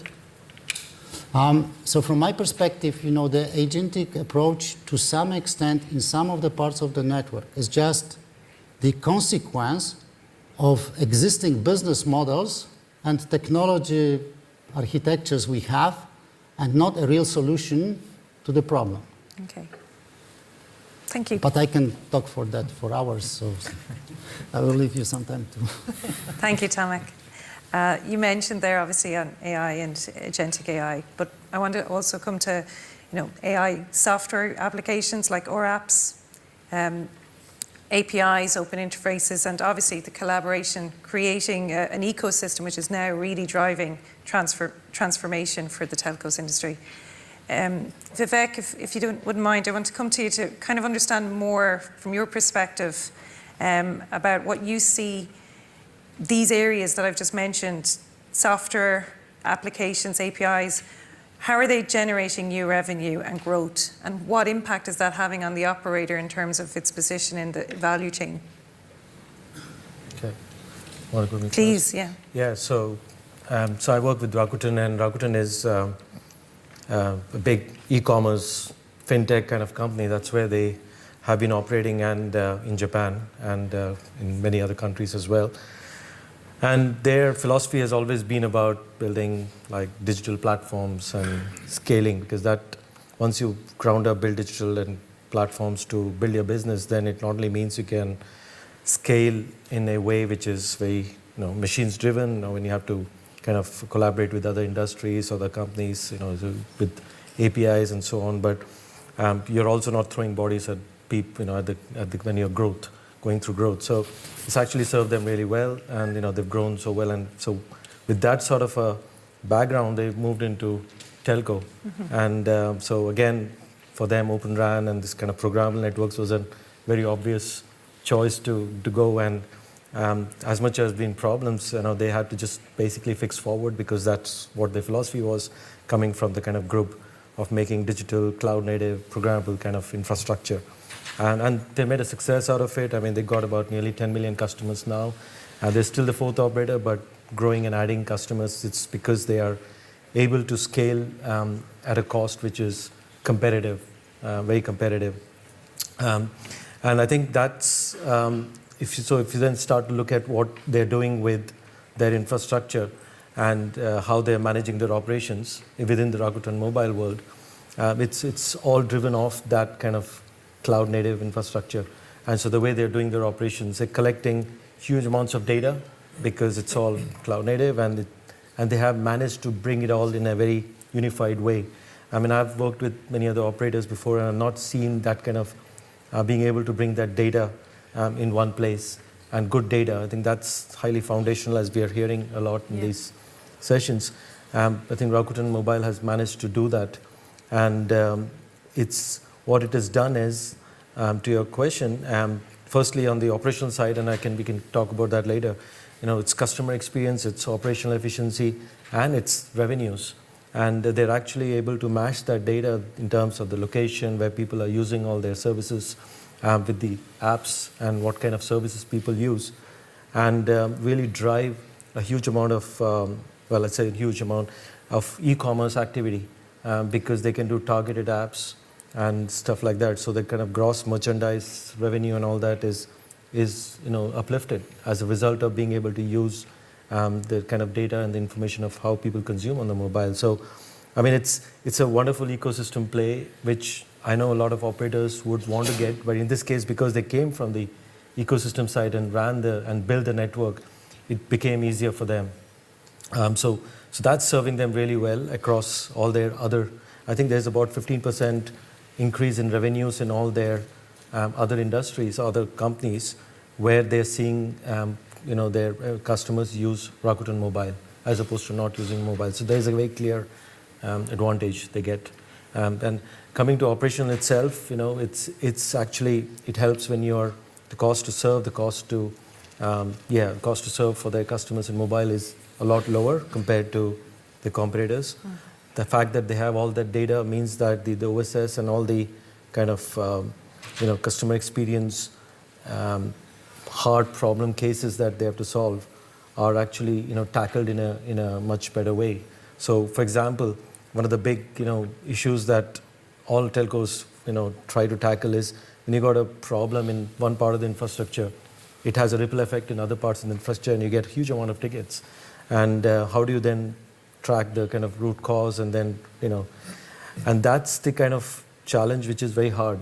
And many operators, fail because while they got data for all these, it's not come together, and therefore they are still dealing in silos. And I think that's one of the things that in Rakuten we have been able to tackle well, because we are able to bring that data in one place. And to Tomic's point, I think we are very much kind of driven by this autonomous journey. There's so much of AI and so much of agentic thing. I kind of agree with him that AI, there's no doubt that AI is a very revolutionary technology, but business transformation is an evolutionary thing. Yeah. And we are very, very focused on kind of traversing this autonomous journey. We are at 3.4, 3.5. And to get to level 4, you need to get into more sophisticated things like auto RCA, where to root cause or to predict when the faults will occur. And that's not easy to do because you need that clean data and you need to be able to run all your machine learning algorithms and all that. But if you're able to predict the faults and then move from a reactive to a preemptive kind of scenario, then you can really make a big difference. And it's got multiplier effect in terms of brand and all that when customers don't even know problems occur. So we are very much focused on keeping our feet on the ground and saying, can we really get to autonomous levels and use data and solve all these kind of sophisticated automation problems, and we'll deal with agentic AI and all that, as in a natural way but the foundation is very, very important for us. Thank you, Vivek. Data's coming up a lot, and we'll get to that very shortly. Just wanted to come in, Simon, with one kind of different side of it. We talked about Open RAN. I'm looking at it from Wi-Fi perspective, Open Wi-Fi. Automation and AI bring different opportunities for Wi-Fi than RAN. Can you maybe share with the audience here, what's new and future-looking for LLM-driven systems in terms of OpenAI, and also what are you doing at RG Nets to really drive automation, in particular with deterministic algorithms? Sure, and just to be clear, I am a much bigger fan of deterministic algorithms than randomized ones, right? And that's because my history, of my academic history at least, was very much on the deterministic side. Nowadays, though, obviously, randomized algorithms, they rule everything. Right? That's all we want to talk about now, right? So I know you asked me to give some practical advice, and so rather than just talking about it, I thought I would show you what I've been doing and give you some thoughts about how I got here. So I don't know if the guys that are doing the things, they want to bring the thing up.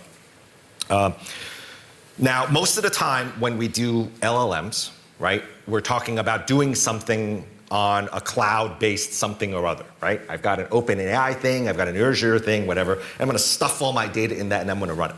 Here is the problem. Well, there's three really big problems with that every time I tried to do this for a large national scale telco. First of all, it's too expensive. Every single time you run a query, it's like $5.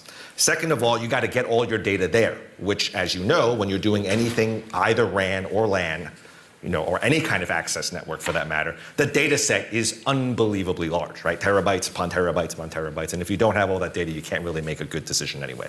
Third problem is that you really need to also move not only the data, you need to move the security policies. Moving all of that into the cloud, pain in the butt. So really what you need to do is you need to put the AI engine, the LLM thing, the RAG thing, the vector search, all of that right on top of your data set. That is, based on the last 2 years of me banging my head against this, the only reasonable way to do it. And once you've done that, then you can, in an affordable way, because we're trying to solve, like you were saying, right? Find the problem, solve the problem quickly. In fact, if you've got like a problem area, you get like 37 of those problems at the same time.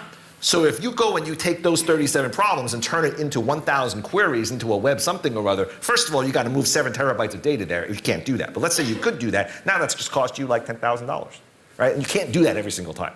So you got it here, you got it on top. You got your GPU, you got your LLM right on top of the RAG, the VSS, right on top of your data. Okay, so you start with that. Then you can get what I have on the next slide. And I would strongly suggest everybody try this, because this is kind of baseline output that you get from an LLM if you do very straightforward prompt engineering. I'm talking so straightforward, anybody, people that don't even do computer science, can get this. But the trick to making this work for your telco, be it on the radio access side or the fixed access side, or in the case of what I happen to be helping a bunch of telcos with on the Wi-Fi offload of RAN or the high density of fixed access side, like any of those things, right? You can get this, and this is pretty cool. So once you get here, then I think now you have a foundation for which you can do make your next move, right? Because if you don't get here, by the way, the problem is you don't have a platform by which you can run LLM in a cost-efficient and effective manner. So this should be your baseline. And I'm sure all of you guys have used, the chat GPTs of the world and whatever, right? Have you noticed what it's really good at? Summarization, right? If you pass it like a pile of stuff, it seems to do a really good job of telling you kind of this is what it's about, right? So that's what you've got here. So as long as you've got this as your baseline, you know you can build on it, right? So now I want you to, if possible, go back one, and I want you to point out something specifically on this, right? So now if you go and you take your radio metrics and your client metrics and all that and you stuff it into this, which reminds you what I said was that if you try to do this in the cloud version, you're in trouble because it's not going to happen and or you're going to run into CISO violations, blah, blah, blah, right? And it's just going to be too big anyway. But let's say you manage to get all this done somehow, be it cloud or be it this way. Then, 2 slides forward, please. You can end up with this. This requires a little more sophisticated prompt engineering than what you'd get with the first one. The first one anyone can do, even no background anything. Here, I want you to look at the bottom. So remember what you said? You were like, my big problem is I got problems. That's why it's my big problem, because I got problems. The question is, how can I get this stuff to tell me what these problems are and what to do to fix them? And mind you, like I started this with, right, I'm a big fan of deterministic stuff, not this randomized stuff, but I give it to this stuff, right? Like this randomized stuff, even though I'm not a fan of it, if you do a good enough job at the prompt engineering and you manage to build it on a platform that makes sense, that being the harder part actually, then you can get this, which is awesome. Right? Because now all of a sudden I do have that cost reduction. I can throw this at a place where my ARPU is whatever you were saying, $5 or whatever, right? I can do this. It's an effective. I can do this at scale, right? So this kind of feels pretty good. And I just want to leave you with one more thing.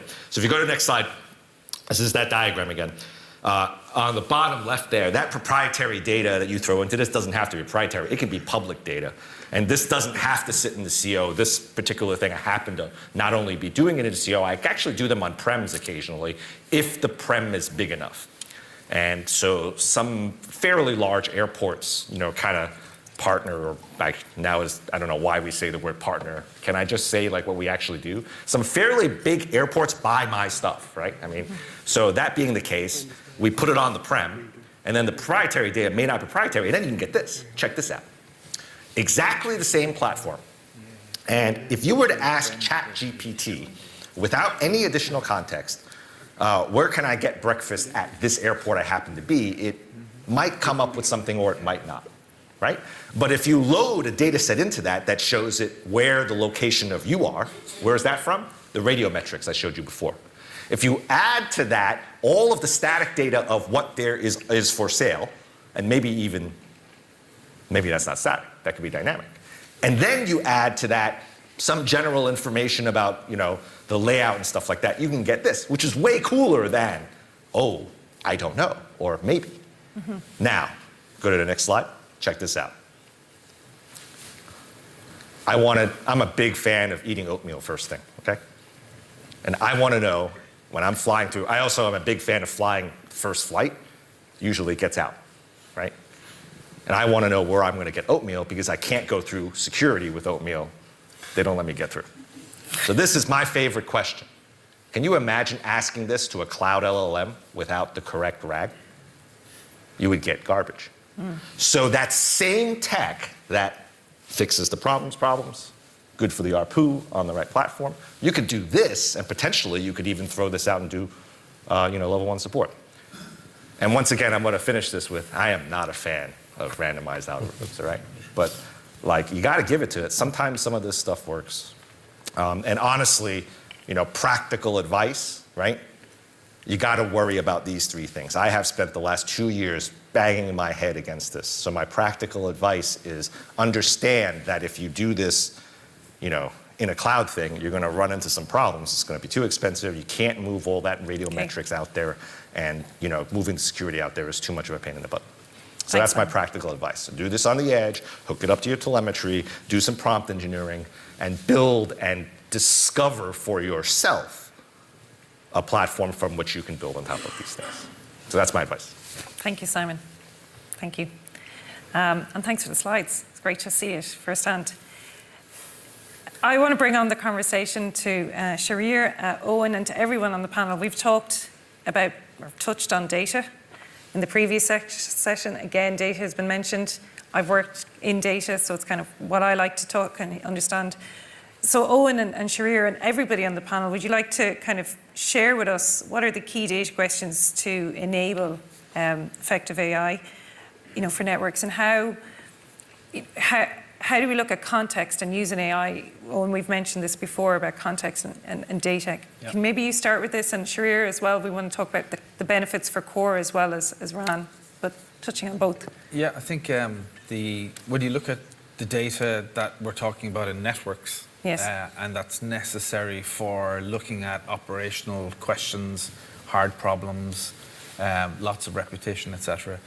I think the data probably splits into a few different areas, which drives the need for different models. So I would say that a lot of it is time series data. Now, LLMs are not good at understanding time series data. So we developed a number of, and we've open sourced some time series foundation models.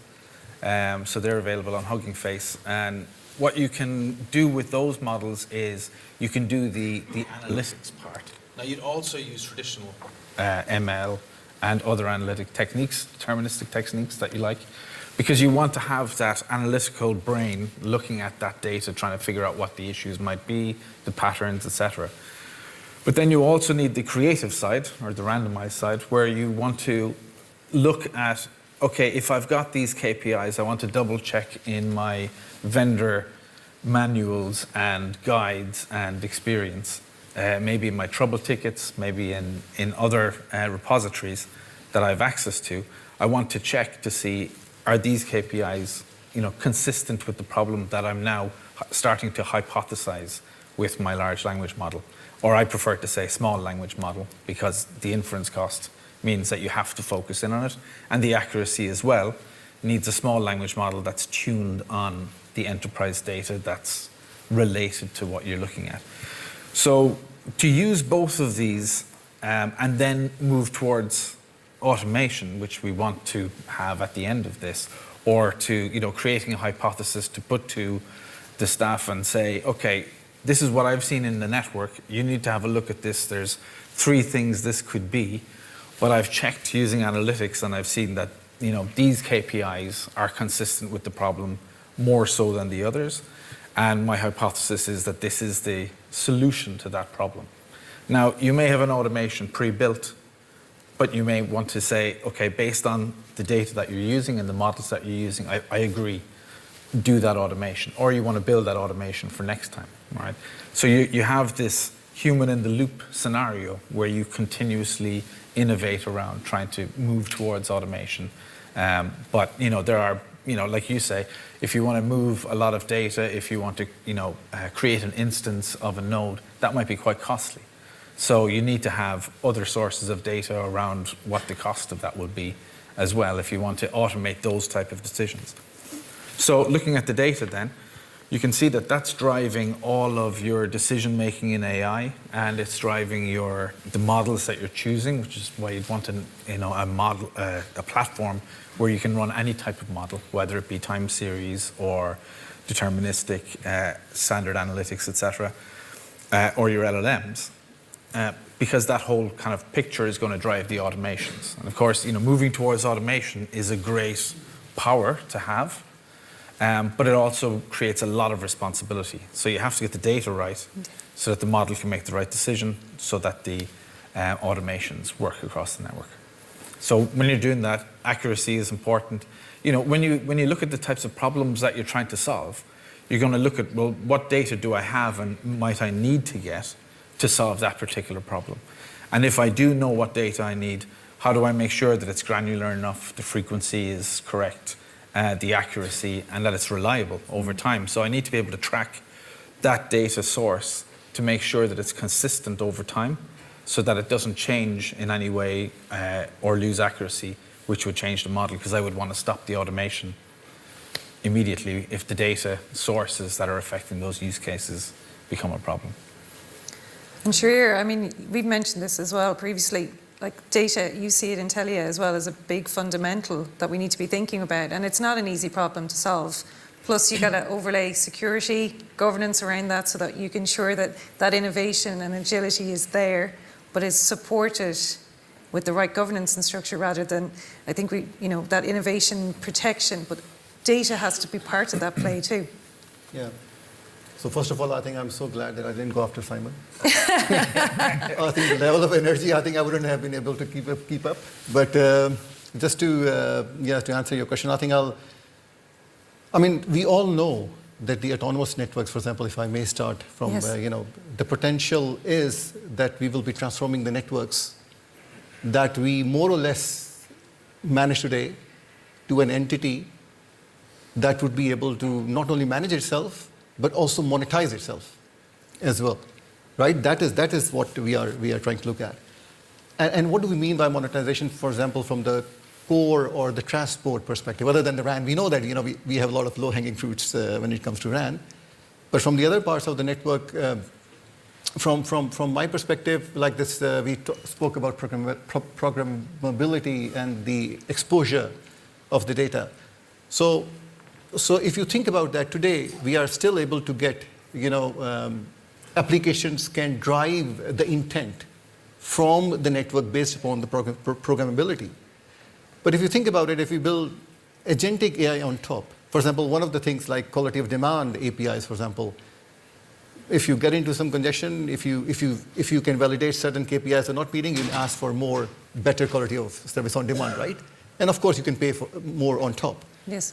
But if you have an agentic AI, imagine that, what could happen is that even before you get into the congestion, you will be offered, okay, you can do this before, another package or, whatever. So you automatically, from the AI, the network will be able to monetize itself even before you hit the problem. So, right, so that's the paradigm we are aiming for.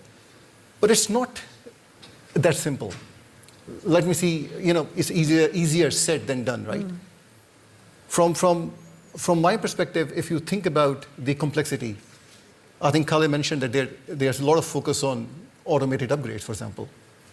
I think automated lifecycle management of the network itself is a fundamental, behind this programmability, because what are we meaning from it? That the network needs to be more responsive.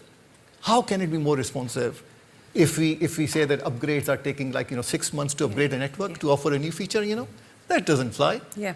So you need to be very, very quick.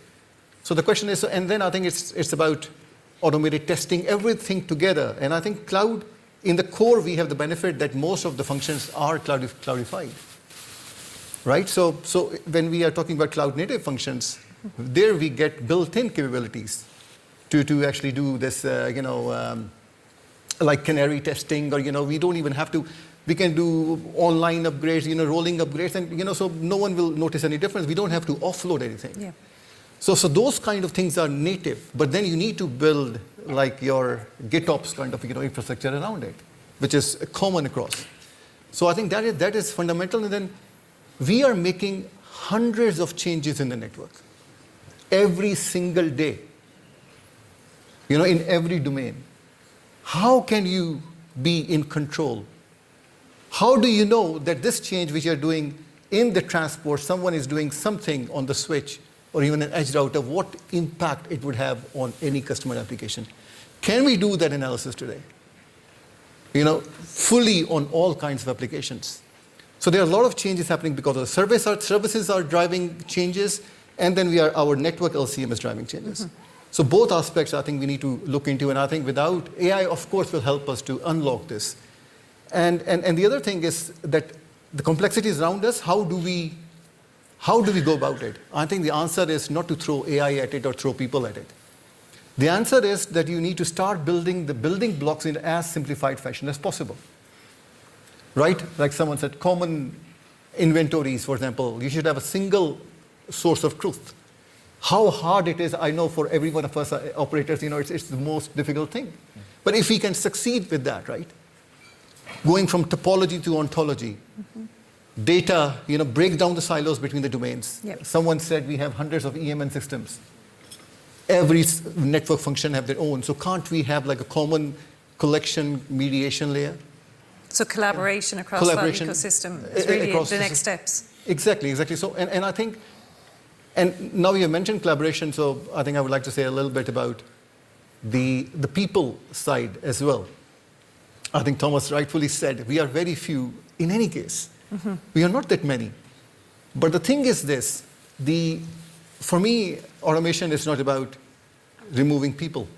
It's about removing inhibitions, the barriers. It's about, how do we empower our people to do more? Driving innovation. So I use this, I think one of my other telecom colleagues, we use this term called shift left. That I would like my people to focus on, building this reasoning layer with their domain knowledge. Yeah. Focus on those things, not focus on trivial troubleshooting or 3GPP, knowledge into defining architectures and interfaces. I would like them to focus a bit more in defining these systems. And then, of course, and this has to be, it's a mindset shift. It's a major shift that we are talking about. And as you said, collaboration, and it has to come right from the top. And it's not going to be that easy. But we need to start somewhere. And I always give this example that if someone asks me, if I'm going to hire a person today in mobile core, I'm not going to go for a 3GPP expert. I'm going to go for someone. Okay, there are different stages. Someone, if I ask some of the people today, they will say that, okay, we would like to automate certain troubleshooting steps. The next level of my engineers, they will say that, okay, guys, we would like to automate, we would like to automate, we would like to get rid of the reason for what caused this in the first place. Yes. We will not try to, so they will try to find the root cause. Yeah. And my last step would be that they will like to focus on the causal, root cause analysis rather than normal. Which is a great so point. there are different aspects that have to go together. And I think coming to last things out, the AI has to be intrinsic, I think as Thomas and Kale was trying to say. And Vivek perhaps said the same thing. I think it has to be intrinsic. It has to be built in, not as an afterthought. No. And I think it's of course, we are talking about AI, RAN, and all this stuff, but also in the core, I think going forward, and in the transport already, I think Johan was saying something about that OSS layers are merging. We will have very low-level loops on the microservices level at the functions, network functions level. Otherwise, you will not be able to fulfill the intent, right? So it's a difference. So you really need to think about how would you govern this? How can you explain each and every decision? And the most important, I think, word that you used, can we do it sustainably? Thank you. Do we even have a business case?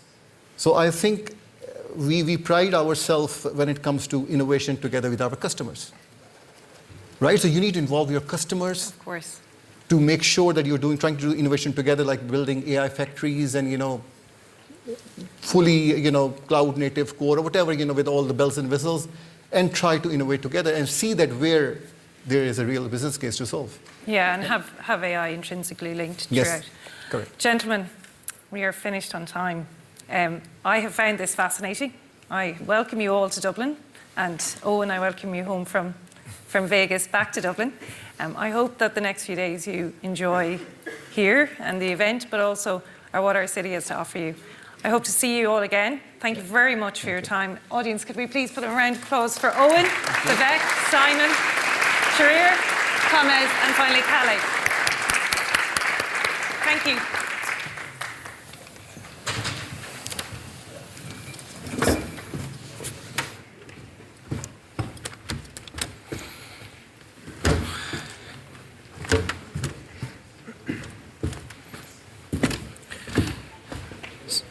Excellent. Thank you very much. Great panel. That was a very informative and constructive panel. Sorry about this. For those people who are on this side, this will be removed after this main stage session.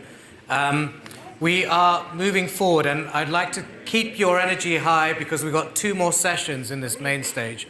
Let me just remember some of the things that were discussed in the last panel. I think the conversation moved from what Elisa had already talked about, which was we've already done a lot of this. We've designed out a virtual NOC. We're going through the next examples of that. They already try and showcase that automation and AI is already built in a lot of their network operational practice. Tomek, of course, talks about the fact that it's not just agentic that needs to be looked at, but there needs to be a real thought process around how do you really abstract out the data, especially across different vendor ecosystems that are quite hard to do. Drive mediation in the right way and actually develop applications that are useful.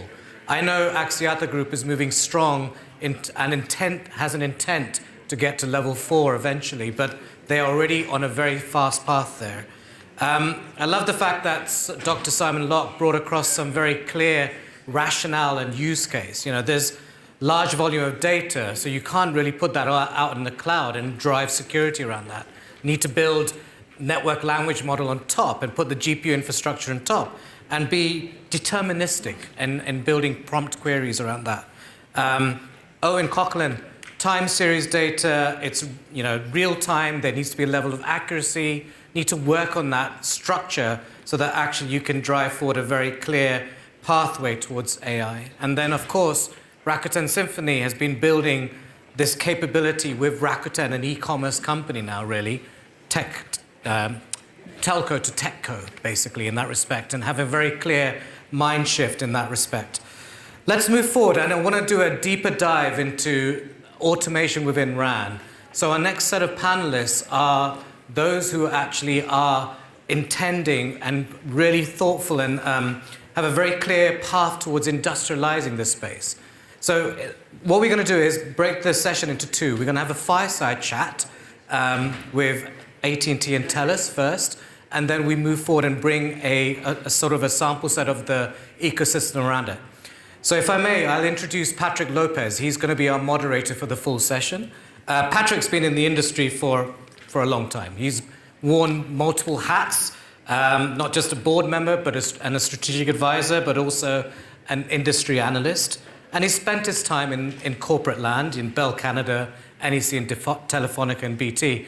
And with him, we'll have Nick Thompson from AT&T, Director of RAN Transformation. As well as that, Sushil, who we've already met before from TELUS, will also join Patrick and Nick. Thank you very much. Thank you, Vishal. Thank you, Patrick. Thanks, Nick. Good morning. Good morning. I was reflecting as I was walking by the Liffey River this morning about the journey. I guess it's the theme, right? So, sorry, Rob. Talk about journey again, but the journey from the beginning of Open RAN to RAN automation now and RAN intelligence, and the journey here also at FYUZ, or rather at TIP, from the very big TIP summit, the very first one, where you had several thousand people attending, most of them just there for the show. And now, here at FYUZ, a few years later, where you see the people are in the room and the people that are here involved in TIP are actually doing it, right? And, you know, we all see in our industry the speakers. Downstairs and the doers. You know, I've been an analyst for a long time, so I've been a speaker for a long time. But I had a chance to be doing some stuff as well, particularly at the beginning of Open RAN, when we started the Open RAN working group. So I'm very privileged here to be welcoming two doers of Open RAN. Two practitioners, both from North America. And that's an interesting part as well, right? We've seen kind of the center of gravity of Open RAN changing geographically over the years, maybe starting at the very beginning in Asia, in Japan, moving to Europe.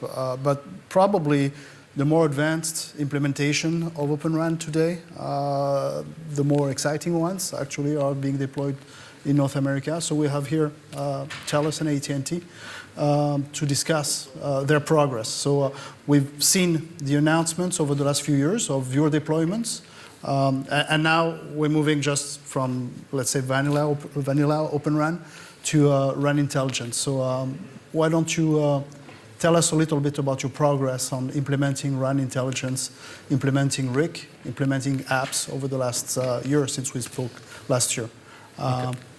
Okay. Yeah, 2025 was a big year for AT&T implementing Ericsson's SMO RIC platform.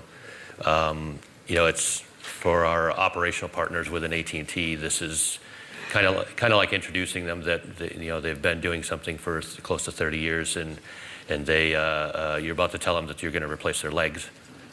So they're obviously very cautious. So there's a lot that goes into making sure that you're going to replace the entire platform that they're dependent on.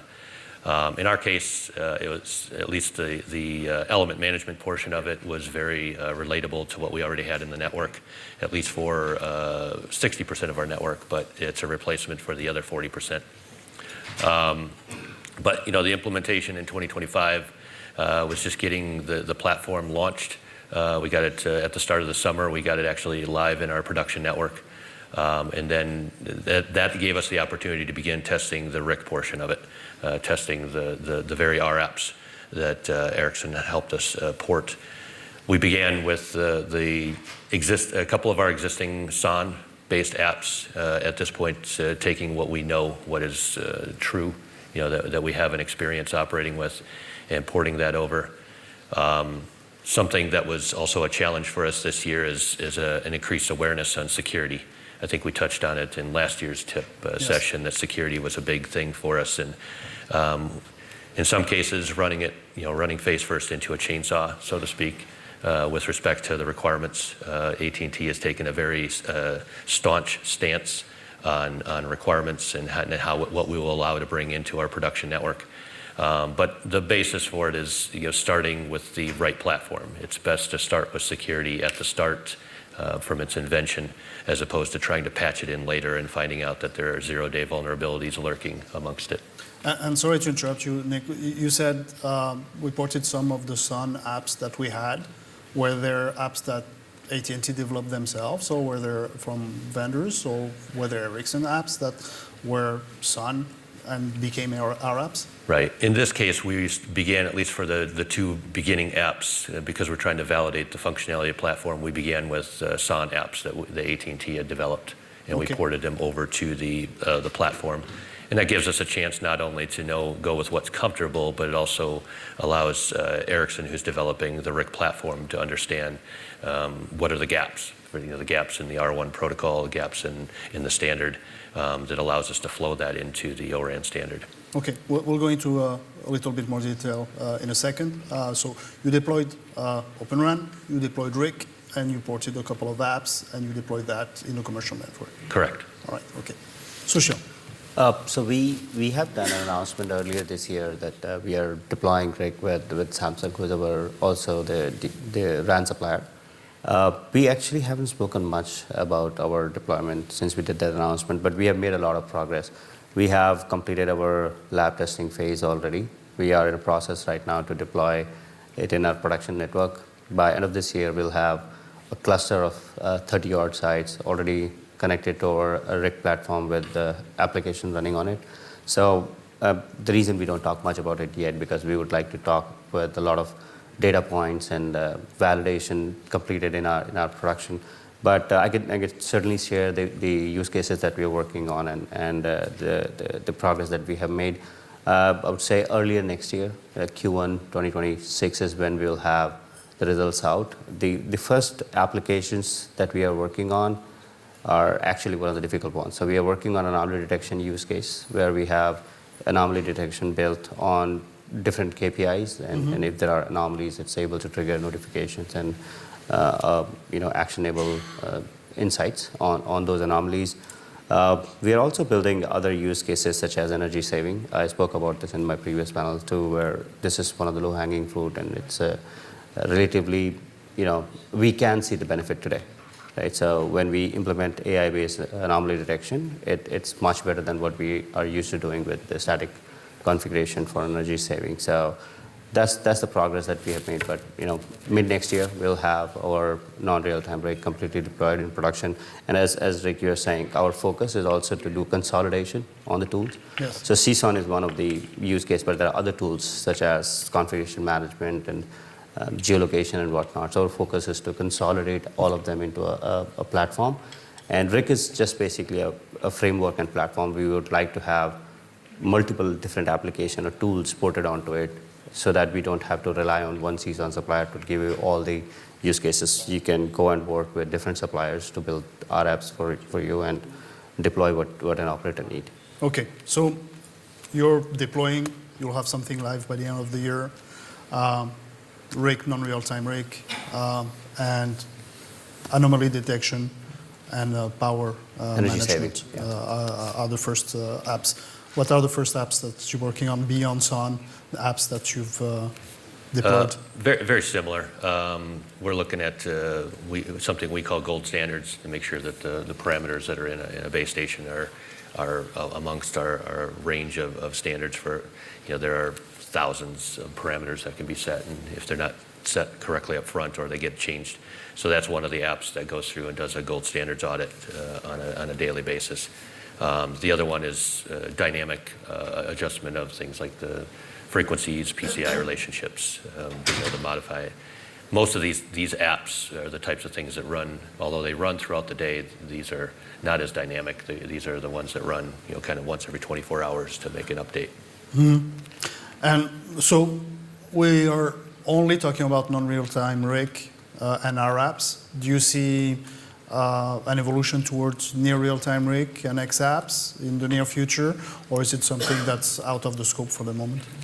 There's a lot of room. I mean, there's a lot of what XApps can do, but there's also a lot of room in what can be done, at least with the right intelligence in a non-real-time RIC. Yeah. At least at this point, we don't see anything, at least in the, I mean, you can dream of what you could do. But there's nothing urgent that there's nothing urgent that we need right now.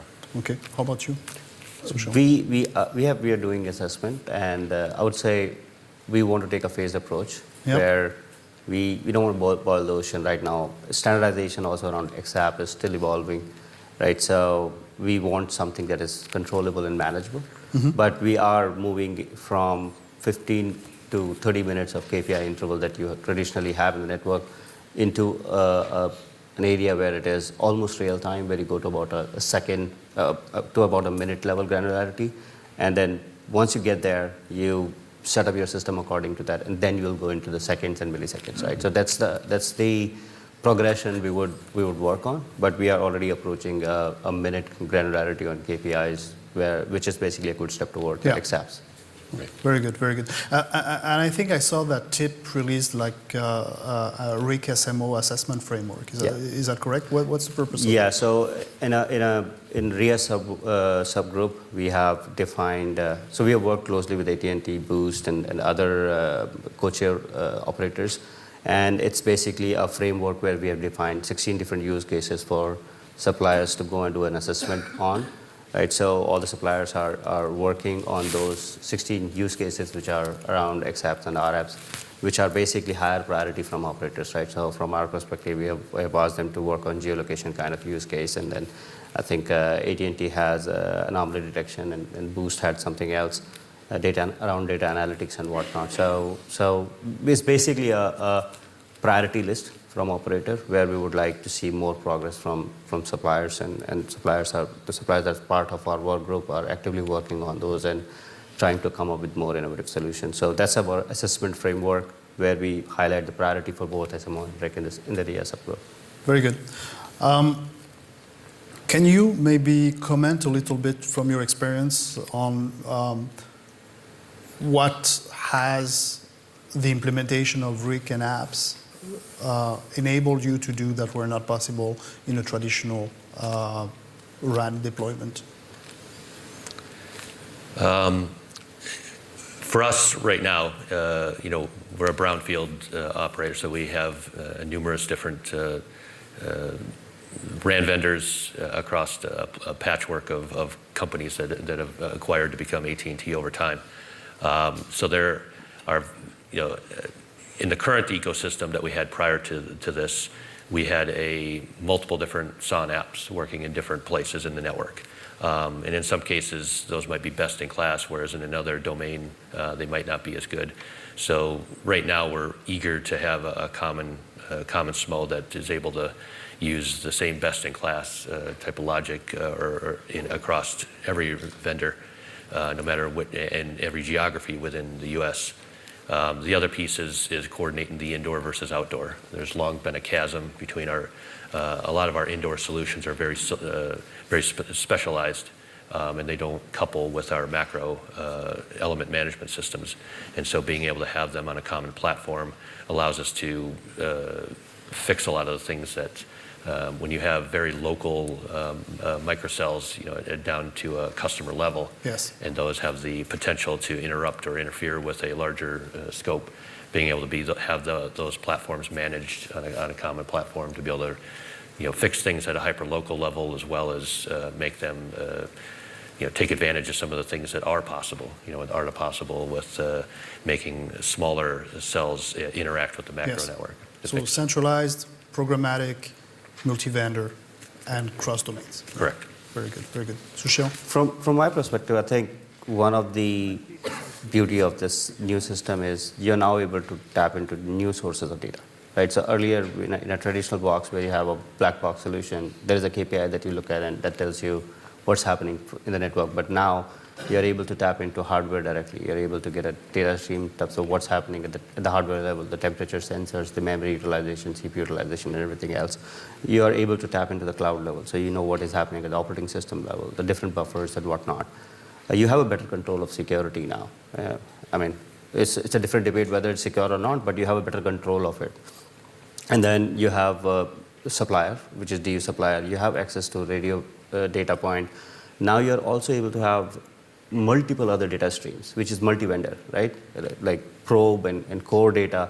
Now you're able to bring all of this into a platform where you can build correlation.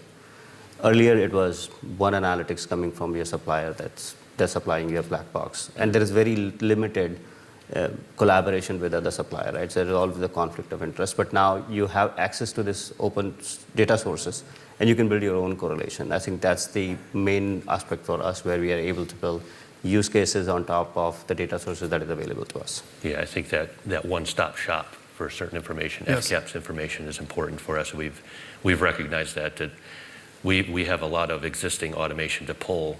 How do you pull alarm data in? How do you pull configuration data in? How do you pull performance data in? And it involves a lot of homegrown, applications and databases, and the maintenance of those databases and making sure that they have the same reliability is a challenge, especially when it's across multiple platforms. So having the one-stop shop in the RIC allows an application to do things in a lot smarter method instead of making assumptions.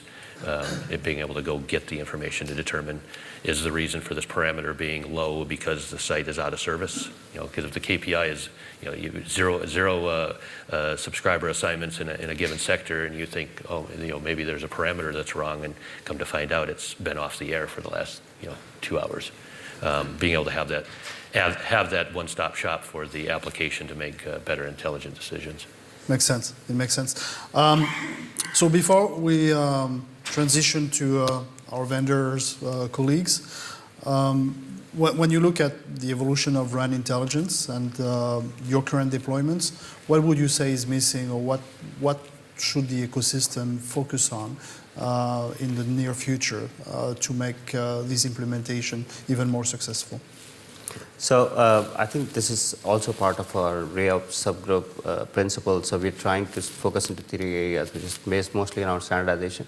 So O-RAN Alliance is already doing a lot of standardization work. So we want to encourage our supplier to be aligned with what is being done in O-RAN Alliance, because we don't want a proprietary system built because there are gaps in standardization process today, right? So we are focusing, in our subgroup, we are focusing that the standardization is being followed as much as possible. If there are gaps, we are trying to fill up those gaps. Second major aspect is the integration and testing. We want to make sure that there is less and less complexity in integration. We have gone through a very long process, not in our case, but O-RAN as an industry have seen a lot of challenges of front haul integration, which has significantly reduced. It used to take about a year or so to the front haul integration, but now it has come down to just a few weeks to months, right?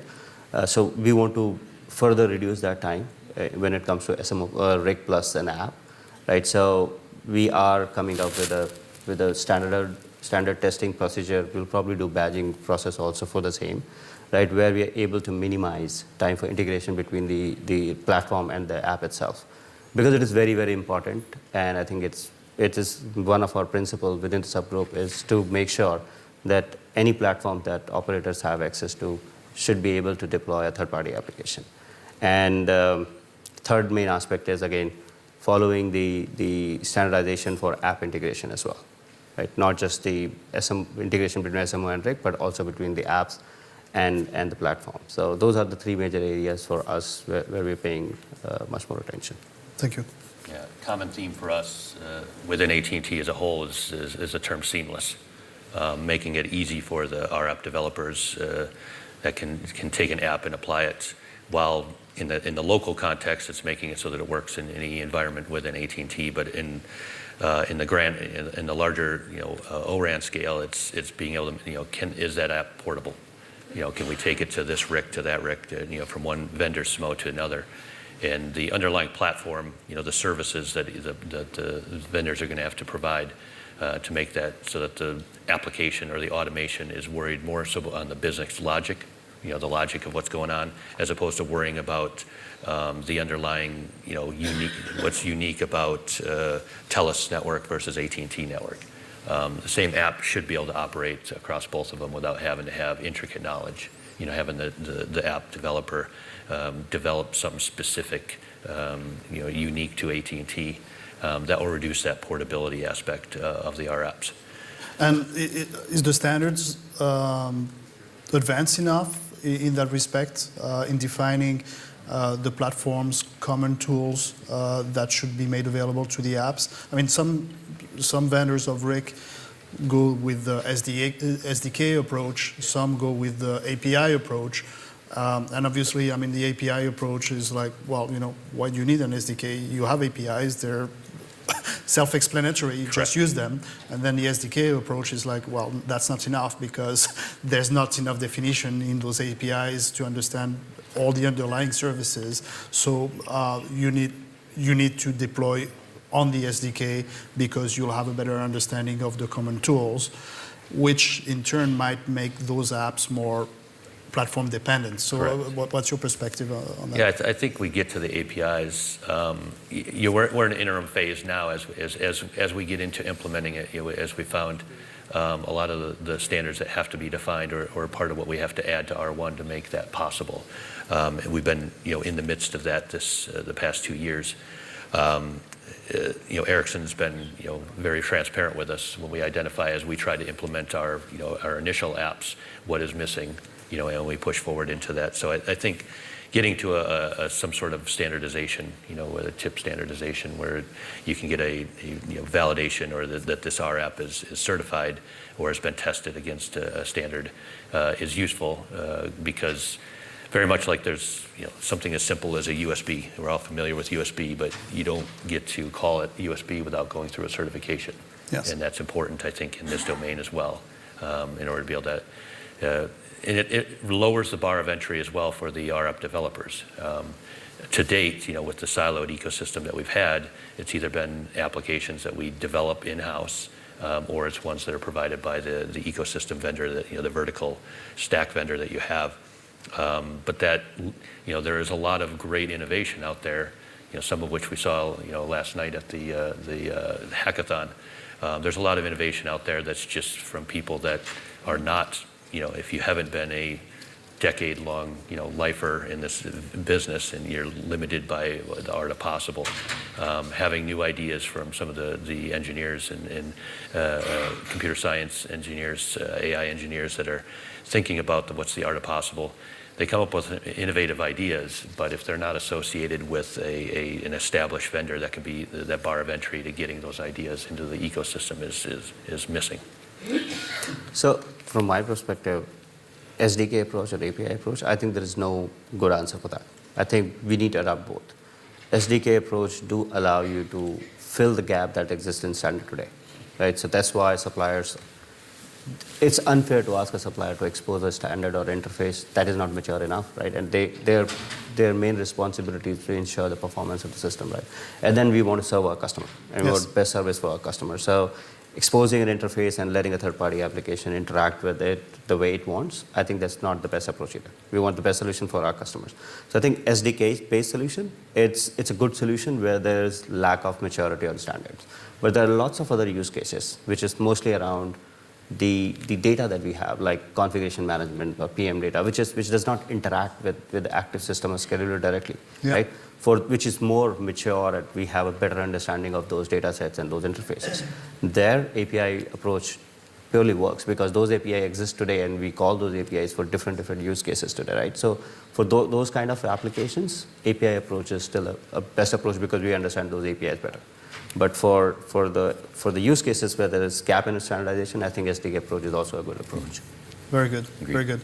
In conclusion, before we introduce the panelists of vendors, do you have a message for the vendors in the RAN intelligence space? Is there something that you would like them to do more? Yeah, I mean, a common thing that I keep on saying, obviously we deal with Ericsson in our implementation, but lean in. Lean into this. We have a tendency to be cautious, protect what we've done thus far, and you don't want to wreck what you've done thus far. But the pieces of this is leaning into it, understanding that there's a lot that's changing. But if you enable the innovation that's coming, that's how we get to all the what we're talking about, the dream of AI helping us to simplify and advance our operations. That's part of it. Thank you. I'll do the sales pitch for our work group. Right? Yes. So, there in our subgroup, we have a lot of contribution and a lot of active participation from telcos, such as AT&T, TELUS, Vodafone, and others. We want to make sure that our suppliers are taking a very pragmatic approach, where they're building something that the operators need.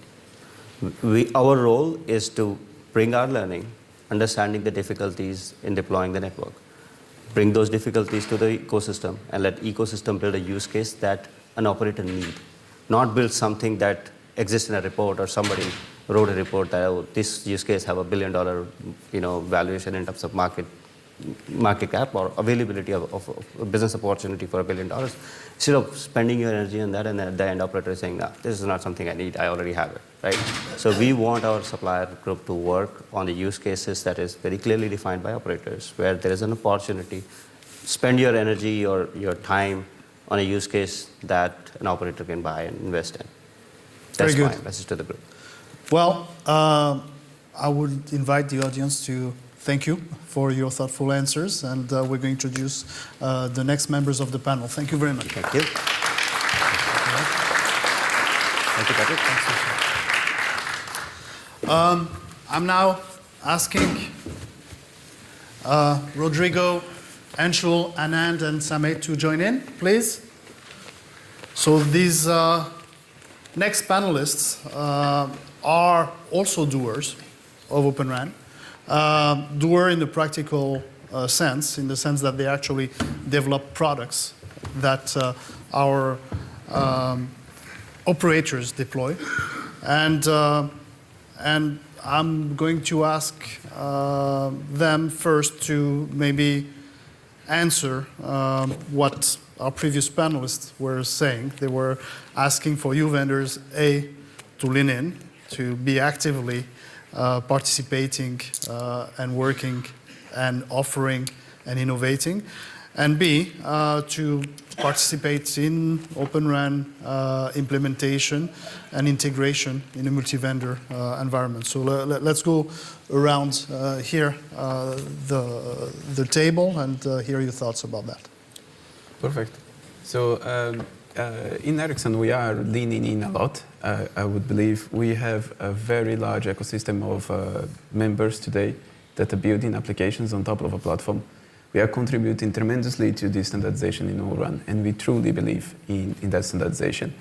We agree with both guys that this standardization is really important for us to have the ability of porting these applications and to have the easy development of these applications, right? But also another point that was discussed here today is the ability to bring these applications to production. And this is where we need to lean in, CSPs need to lean in, is how do we support this larger ecosystem to bring applications to production? How do we make this process to come with an innovative application, bring it to a lab, and then bring it to production? And that's where I believe this group can do a lot with it. Very good. Yeah, so Rakuten is in a very unique situation in the sense that we got our mobile operator in Japan, Rakuten Mobile, and then we got Rakuten Symphony, who is kind of supplier for Rakuten Mobile, of course, and other operators across the world, including AT&T and a few others. So, yeah, I do agree with what Sushil and Nick just mentioned about having the understanding of what the operators need in terms of use cases. And that's where our approach has been also. And since we already manage Rakuten Mobile, a lot of our RApps and use cases that we offer as part of Rakuten Symphony in-house RApps have been derived from the needs and use cases from a commercially operating mobile network, that is Rakuten Mobile and a few other customers. And I think to second Rodrigo's point, it is also equally important to manage the process around getting these apps onboarded into the production. Having the RApp logic or algorithm is an important part of any deployment, but at the same time, how do you manage the onboarding, the getting the app from the lab to the FOA to the production network, and then the job isn't complete after just having that app in production. The day two steps around managing the RApp lifecycle management, around the CI/CD, the upgrades, the config management, and the whole MLOps and the lifecycle around the day two management of the RF. So I think it is important to lean in, of course, but also at the same time to have this process created. And that's the reason, in fact, in our RIC platform, we have this offering of an onboarding RF management portal as well, apart from just the RApps, to address some of the challenges around this. Yeah, we'll go into a little bit more details on that later on. Anand? So thanks, Patrick. Thanks for having us here. IRA Technologies is a company that is basically an AI native RAN company. We started this company 5 years ago with the intent of basically applying AI natively to the RAN. At the time we started it, it was a relatively new term. It didn't exist in 2019. 2024, everybody was echoing the drumbeat of AI native RAN. We'd already been at it for 5 years by that point in time. We've invested in terms of leaning in, we've probably been early leaning in-ers on the whole Open RAN initiative.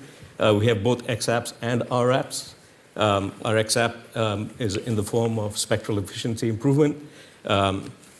We can demonstrate about a 2x improvement on that. We also have RApps, both for zero-touch provisioning as well as for anomaly detection and root cause analysis and a number of other things, energy efficiency, et cetera.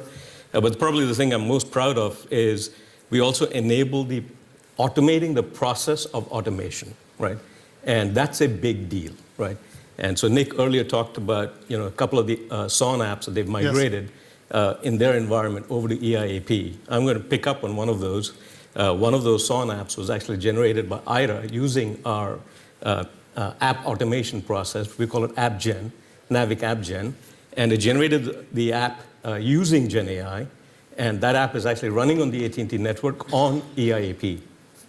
We issued a press release on that in early June, so it's public. And sorry to interrupt, but I'm always curious about that because I saw, I think, the first demo of that a couple of years ago at Mobile World Congress, and I was just trying to wrap my head around. So you have a natural language interface with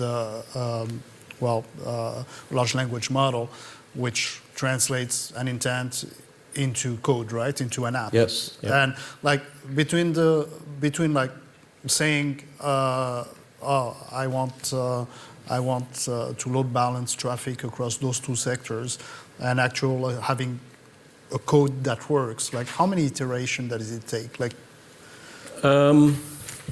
You mean from our development process? Yeah. Well, as you pointed out, right, you saw the first demo of it a couple of years ago, and we are still in development.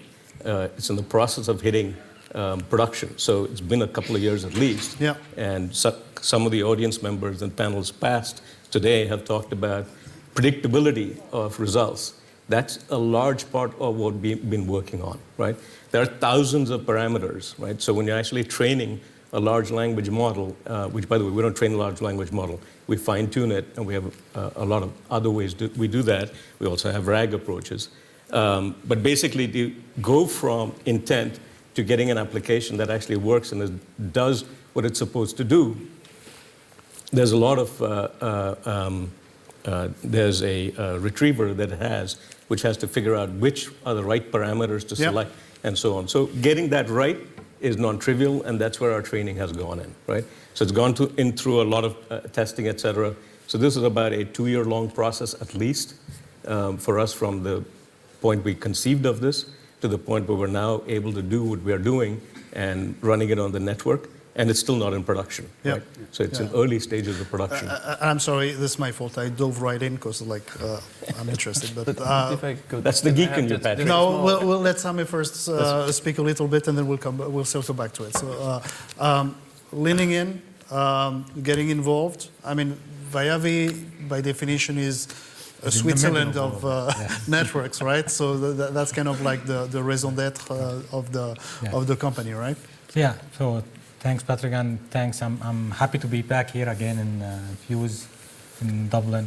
So you're right. I mean, leaning in, we kind of play in the middle game. We work with the vendors, with the app vendors, with equipment vendors to make sure that what is defined as standards, which is still maturing, can be tested and verified and certified, not just in terms of functionality, but at scale. Because I think this is the problem always the case. You can go in and do a plug fest, but at the end of the day, you need commercial grade testing to actually know that this is going to live in the environment that needs to be living. But I will take this to more, because actually we are also, a lot of people don't Viavi actually also a lot of operation part of Viavi. We are with the operators. We are in 220 operators around the world, actually doing KPI monitoring, doing geolocation application.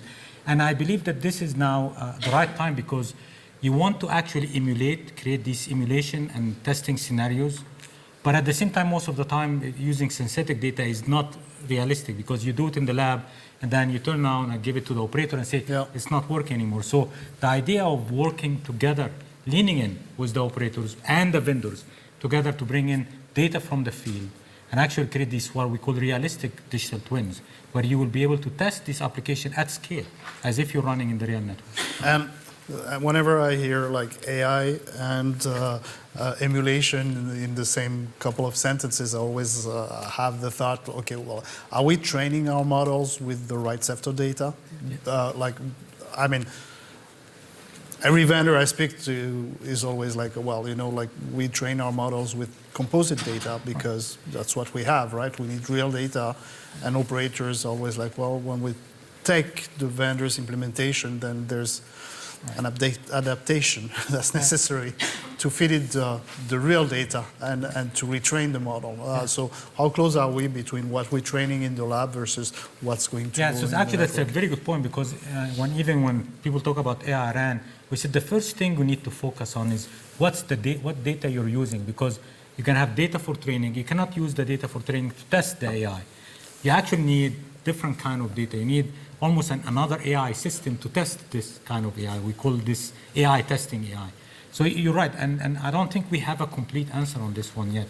But I think we need to start at least benchmarking different kind of data and build this data governance to understand which data is being used for which part. 2 comments. First, shout out to these guys. The first demo that you saw of what was Navic AppGen, we called it RAN GPT at that time. We were using their simulator as the data to drive it, because we did not have network data easily available. So it's an echoing of his comment that, yes, we use them quite a bit, right? Second, how much data have we used to train it, and do we still need operator data? Absolutely, we need operator data. To finish off the product, you need the operator data. Without that, it's not going to be doing the job correctly, right? But the base models that we have trained our solutions with are close to 70% to 80%, somewhere in that vicinity. And then the rest, we kind of tune. So perfect example, without taking any customer names, we're deploying in one customer over the summer. And we started off at that 70 to 80% accuracy level with our base models. And then once we started to engage it with the operator data, we found very quickly that it needed continuing optimization. That's not intense work. It's about literally 1 month worth of work, and it got to about 90% level accuracy. So training gets you to 70, 80%, and then tuning our own data and whatever data we can get our hands on, and then we have to push it further, right? Now that'll continue to get better over time as more data gets available that are in the, I will call it open source, even though it's not open source. So that 70, 80% will get pushed up, and the amount of operator data you need to push it further will get reduced. But in the early stages, that's about where we are. Yeah, I think I mentioned one of the points earlier about Rakuten Mobile being one of our internal customers in a way, and of course now it's not greenfield anymore. It's been 5 years, more than 10 million subscribers, so we got data over there. But what I want to also focus on is the process aspect of it. So, for example, as much as our data scientists would want to implement the R app and then enable the complete closed loop automation, what we do or how we implement them is to basically keep humans in loop, at least at first, so that someone from NOC teams or engineering teams can qualitatively analyze and then approve and then keep it under watch and monitoring, and then maybe deploy it over a couple of sites or 10 or maybe 20, 30 sites, and then see how it's going, and always keep the approval process in the check. And once there is enough confidence level built after that is when we completely let it loose. And again, in that, we have kept some restrictions based on the blast radius, based on the actual service impact of the IRAP. So there are all these different types of parameters and metadata that we embed into our algorithms to make sure that once it's in the production, it doesn't go like loose in terms of making changes. And only after a certain better, maybe 90% plus confidence, we allow it to make changes on its own. So it's both process and technology. Technology is there, data is there, and to Anand's point and Same's point, I think more and more operators are also cooperating in terms of getting us early access to the data. But at the same time, process and how you deploy these apps is also equally important in getting the trust that is needed to let the AI do the changes in the network. Okay. Rodrigo first, and then Before I go back to the data topic, I think there was a discussion earlier between the SDK approach and the API approach, Yes. right? And I think both approaches are really, really valid. But the API approach is really fundamental to enable what Anand is doing. Because when you want to enable agentic applications on top, when you want to enable these machines building other applications, the APIs and the quality of the APIs are really important. So that's, I think, is fundamental for us to continue evolving in the industry, and also for us as SMO providers and rig providers to have a strong focus on it. Even if the SDKs are a really good way to bridge the gap now, we cannot forget about maturing these APIs. Then going back to the data, I think the reality that we see of all our ecosystem members is very similar.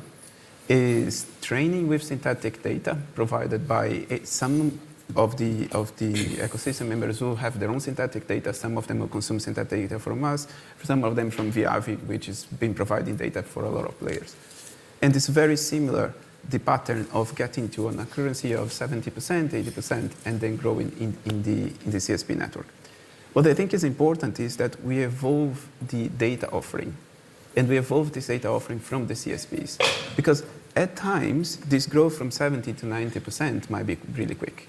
At times, it might take a long investment of effort from the IRAP developer. And if we really want to industrialize this and make it a very large ecosystem, this effort must be lower. So operators leaning in, I'll paraphrase Nick and say operators leaning in and finding a way of providing data and more realistic data would make a huge difference for these app developers. Okay. If I might comment, I think data and having availability of data to train is a big component. But I want to pick up a point that Anshul said about process. Process is also important, and getting consistent labeling of the data is also important, right? For example, right, one of our solutions is a root cause analysis solution. It analyzes a whole bunch of KPIs and then figures out, okay, there's some anomaly, and then figures out, okay, what is that anomaly due to? Root cause analysis. And what we found with experience with operators is how we're trying to basically get to the same answer every single time. If it's these 5 KPIs that degraded, it is always going to take you to the same root cause, right? However, what we found in practicality in real life, that is not always the case. RF engineer 1 might label it in root cause analysis something different than RF engineer 2, right? And it's the same things that are being degraded. And there may be reasons for that, right? So there needs to be consistency. And what we are also discovering is the more people use a tool like ours, that consistency will automatically evolve, yes. Right? And so, yes, there's an element of training the tool. There's also an element of the tool training the individuals back to get the consistency in the process in place, right? And that largely is process. It's not so much availability of data. It's really more about process, I would say, and workflow. Thanks. All right. A lot of people here are jet lagged. They flew in maybe yesterday from North America or Asia. So let's liven it up a little bit. You've been agreeing with each other, and like it's civil and nice, but that doesn't make for a great debate, right? So let's try to divide you up a little bit. So Ericsson, you're a full spectrum vendor. You sell everything from A to Z, yes. Including, well, RIC and apps and SMO, right? Rakuten, you're the same, but on top of that, you're also a network operator, right? IRA, you're selling apps, you're very specialized, you're very focused. Viavi, you're selling testing equipment, but also apps, right? So let's take one category, power management, right? Ericsson, why would your power management solution be better than someone who does power management across multi-vendor environments? And Rakuten is the same. And Ira, how can you think that your power management solution is going to be better than Ericsson on Ericsson's platform? Because we're better. I'll let you guys debate. Go I'm ahead. sorry. I was just begging for that. Maybe I'll take it a little bit more open than just the power management, right?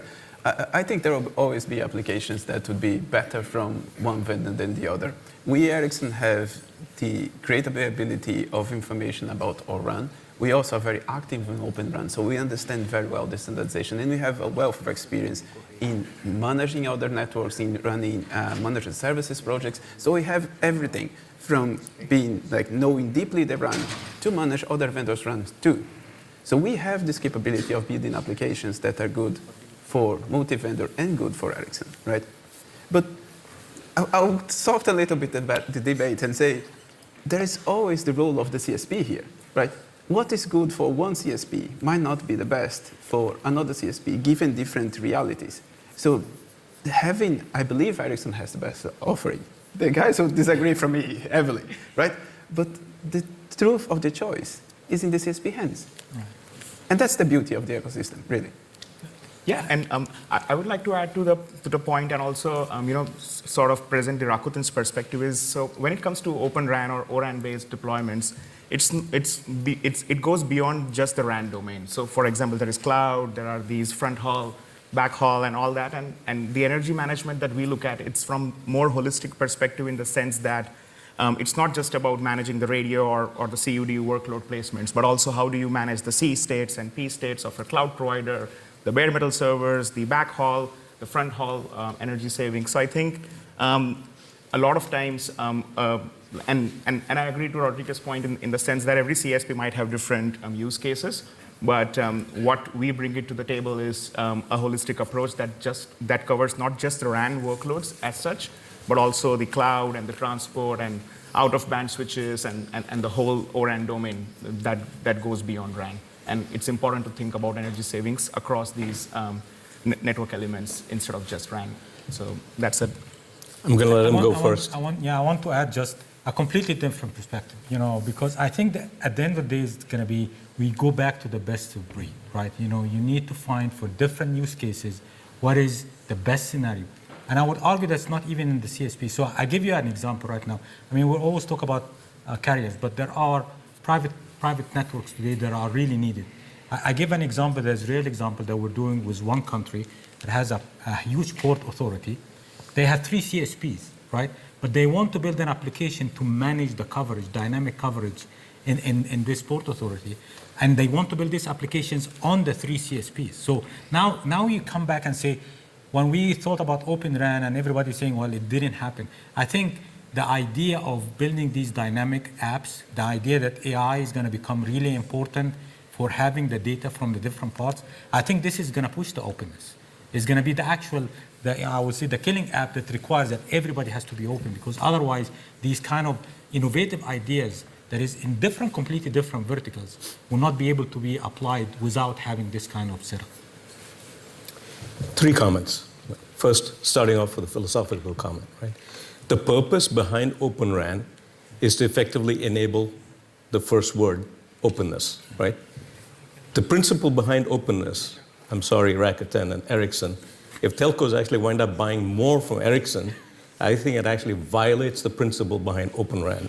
So even though they might have the best product, there is, which I would argue with, that they do, and that's my third point, I would actually argue there's an incumbence in the operator to distribute their buying pattern and not fall back on the things that they're the most comfortable doing for the last 100 years, right? Second point, right? We're an AI native RAN company. We're not a wireless company that started to think about AI second. We started with AI first, and then we're applying it to the RAN environment. There are some advantages that come with that, right? And we've spent the last, as I said, we started in 2018. Between 2018 and 2024, when everybody else started talking about AI native RAN, it wasn't like we were twiddling our thumbs. we have quite a few patents, right, behind that, right? So a lot of that accrues into the algorithms and the solutions we built. By the way, one of our earliest partnerships was with these guys because we needed data to train, right? So, and he can speak to our early efforts on that, right? Third point, right? We do our apps and apps from the standpoint of fundamentally generating demand for our prime product, which is AppGen, right? We're in the business of enabling automation, automation to enable automation. That particular platform, AppGen, sits on top of their environment, sits on top of their environment, sits on top of a SON, sits on top of a naked network, right? We don't care whether there's an EIAP or an SMO or a SON, right? That's our platform, right? So at the end of the day, they compete and they collaborate, we compete and we collaborate, right? But the first point I started with, openness means distribution and diversity. So operators have an incumbency here. They need to lean in to that openness. So we got an action from the previous panel. Right. I'd like to give an action back, right? Thank you. Well, we'll close this panel with this comment. Again, thank you for your thoughtful answers and your patience with my questions. And thank you, the audience, for your time. Please thank our panelists here. And we're going to hand over to the next session. Thank you very much. Thank you.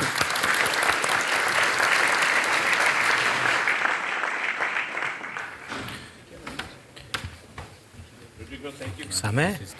Very good. Thanks, Anshul. An interesting equation, demand and supply. So on the demand side, the operator's saying, yes, we are pushing forward from SON platforms to RAP and non-real-time RICs. At least AT&T and Telus are. But we need more operators to come to the table. These guys, Telus, so Sushil and Nick talked about particular use cases framed into the TIP community Open RAN RIA subgroup. You got 16 use cases that have been defined at a common level. Geolocation, energy management, anomaly management, config management, etc., etc. But they are moving forward. The whole point is that they're offering up their lab environments, their data, to really ensure that there's a level of industrialization so that they can move to production. Great, that's wonderful. So they put an action on the vendor community. Come to the table with these apps. Come to the table with RICs and really start to strengthen them and make sure that they can be put into production. We need more operators to do that. On the other side of the coin, these very well-accomplished vendors and enablers already are saying, yes, we have the capability. We're making more efficiency gains in developing that. It's not just about the application, it's the process as well. So there's efficacy in that process. And as Anand was saying, Ira is better than Ericsson, as he said. You heard it from him. But he also said that he's putting an action back on the CSPs. They need to come to the table with data. They need to come to the table with the opportunity for the vendors to collaborate, compete, where they need to compete. Okay, great. Last session for today on main stage. A great session. This is now, let's move forward beyond just talking about SMO RIC.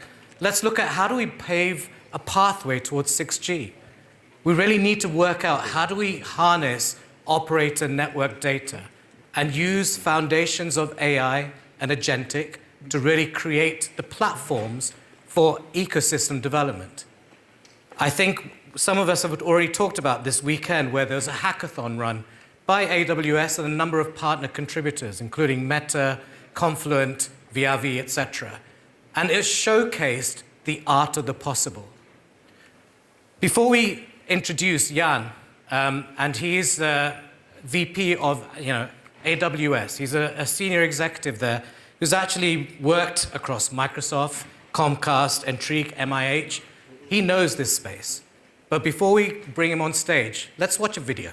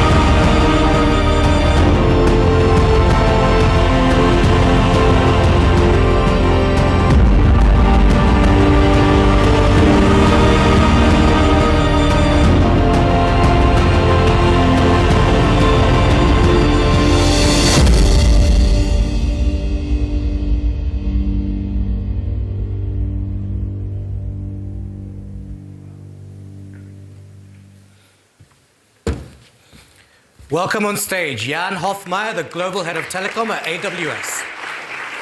Thank you. Good morning, afternoon, everyone.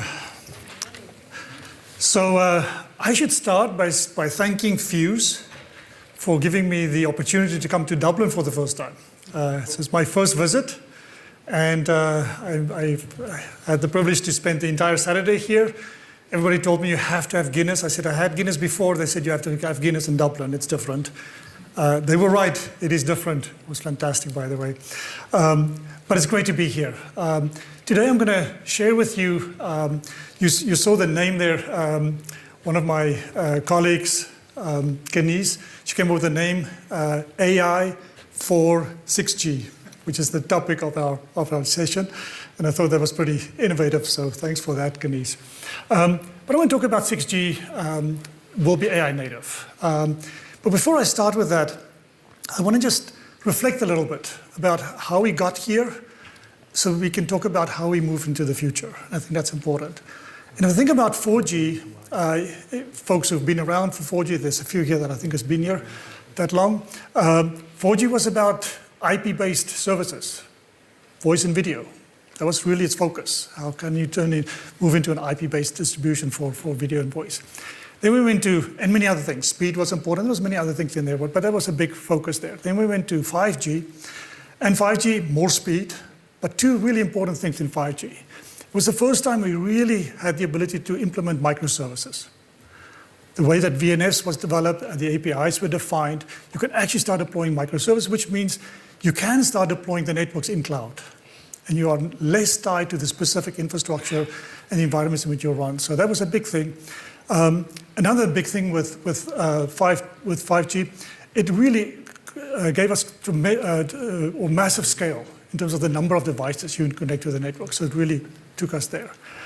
If I think about 6G, 6G is going to really be where the systems are designed for AI. And what does that mean? I know how many of you have run, for instance, older systems that traditionally, let's say your APIs, you would call it, and you would make a configuration change once a month, once a week, maybe once an hour. And then you want to start calling that API every second. And very few systems were designed to do that. They would fall over. They will not be able to handle that.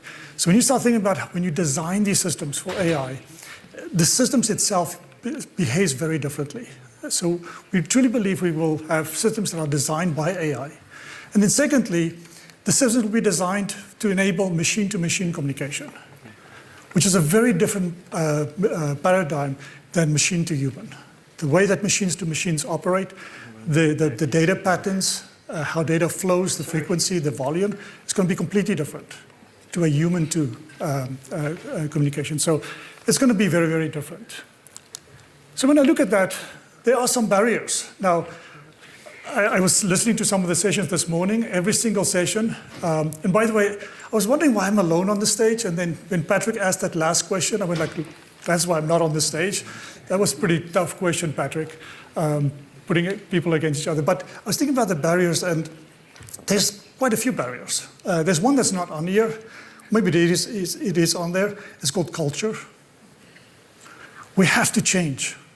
We have to change how we think about things. I want to use a story for you that I think is a beautiful example of a culture shift that happened, and that is in a place called the Jet Propulsion Labs, JPL. I don't know how many of you are aware of JPL. These are the folks who put things on Mars and in deep space. Fascinating. At JPL, they've got about 60% of their staff are students from Caltech. The other 40%, and it's actually getting less and less, they call them graybeards. These are folks from NASA. They've done great stuff, really intelligent. And what they do with these students, every Friday they get them in a room with whiteboards, and they said, what innovative thing did you thought about in the last week while you were working? And in one of these sessions, one of the kids from Caltech said, wouldn't it be cool, it used the word cool, to put a drone on the next rover that goes to Mars? Wouldn't that be a cool idea? And all the graybeards looked at him and were like, that would be cool, but it's impossible. And they were like, why is it impossible? He said, well, there's no atmospheric pressure. Air is too thin on Mars. It will not fly. Right, so it should have died right there. This kid went and he booked the atmospheric chamber at JPL, and he put a drone inside of that, and he tried to fly it. And it was just sitting there, just vibrating, didn't go anywhere. And then he went back and he started designing the propellers and redesigning the drone. And a couple of months later, it took off. It flew in this chamber. And that for me is the breaking barriers. That is for me how we should start thinking about how do we, and this is why the thing that is so exciting about 6G and AI, how do you bring new talent in that really is not stuck on everything we've learned over the last hundreds of years in communication and challenge us to think differently. So when I look at some of the barriers we face today, and I think somebody's going to come up with a much better way for us to solve this. We spoke about data. Data came up over and over. There's one thing I want to leave with you that we've learned from cloud-native companies that was born in the cloud. They got data right. And the way they got data right is they thought of data as a product. Not as something a machine or a system produced that I have to go put somewhere. They think of it as a product. So as many of us have already done, hopefully everybody already are aggregating data. So we bring it into, at least we have the data in a place or in a few places. But what we don't do right yet is think about what products exist in my data. I can imagine in our world, we can think of the RAN as a product. And imagine you had a team in your company that owns the data product for the RAN. And they think about all the data that comes into our aggregated data point. They pull from that the data relevant to the RAN, they curate it, and they make it and say, that's my product. I first monetize it internally to my own teams, and at some point I might even monetize it externally. How do I think about each piece? My backbone could be a data product that represents everything about my backbone. So the first thing is we have to start thinking of data as products. We have to design it, we have to care for it as if it's a living product. And once you do that, then suddenly you can now make it available to systems. So one of the interesting things that we're thinking about is we all talk about the large language models, and then we were talking about small language models that are more condensed focused. We came up with a term called the network language model. And the NLM, or network language model, is a form of a small language model that really ingests all of the data that's relevant to the network. But it's not just the specifications, it's not just 3GPP, it's also how I operate. It's also how my network is designed. And how do you bring that all into a single model or into a model called the NLM? And if you have that model called the NLM, you can then start training and having AI use that model. Now, one of the things we learned very early on in AWS, one of my teams, I was running all of EC2 networking, and one of my teams came up with a thing called the network analyzer. And it was an ability for you to say, show me my network from point A to point B. And we used just a standard model, large language model, to give us the answer. It was wrong. There were some things that were right, but it was actually completely wrong. And we realized what's wrong with these, especially in networks, is that you have to have something that takes it from that 60% to the 99%. It has to always be right. You can never have a wrong model when you run a network. Not 90%, it has to be 100%. Every single time. It should never regress. And the way we solve that at AWS is we apply automated reasoning. And automated reasoning is just a mathematical model that understands your network topology, and when these models gives you an answer, it tests it against the actual physical topology, and it says, is that even possible? Because these models will sometimes hallucinate and say you can go from A to B, but you can't because there's some steps in between. So with the language models, I think it's important we start thinking of them as for the network and how we can apply them. So here's for us kind of the journey, if you think about from raw data to AI fabrics.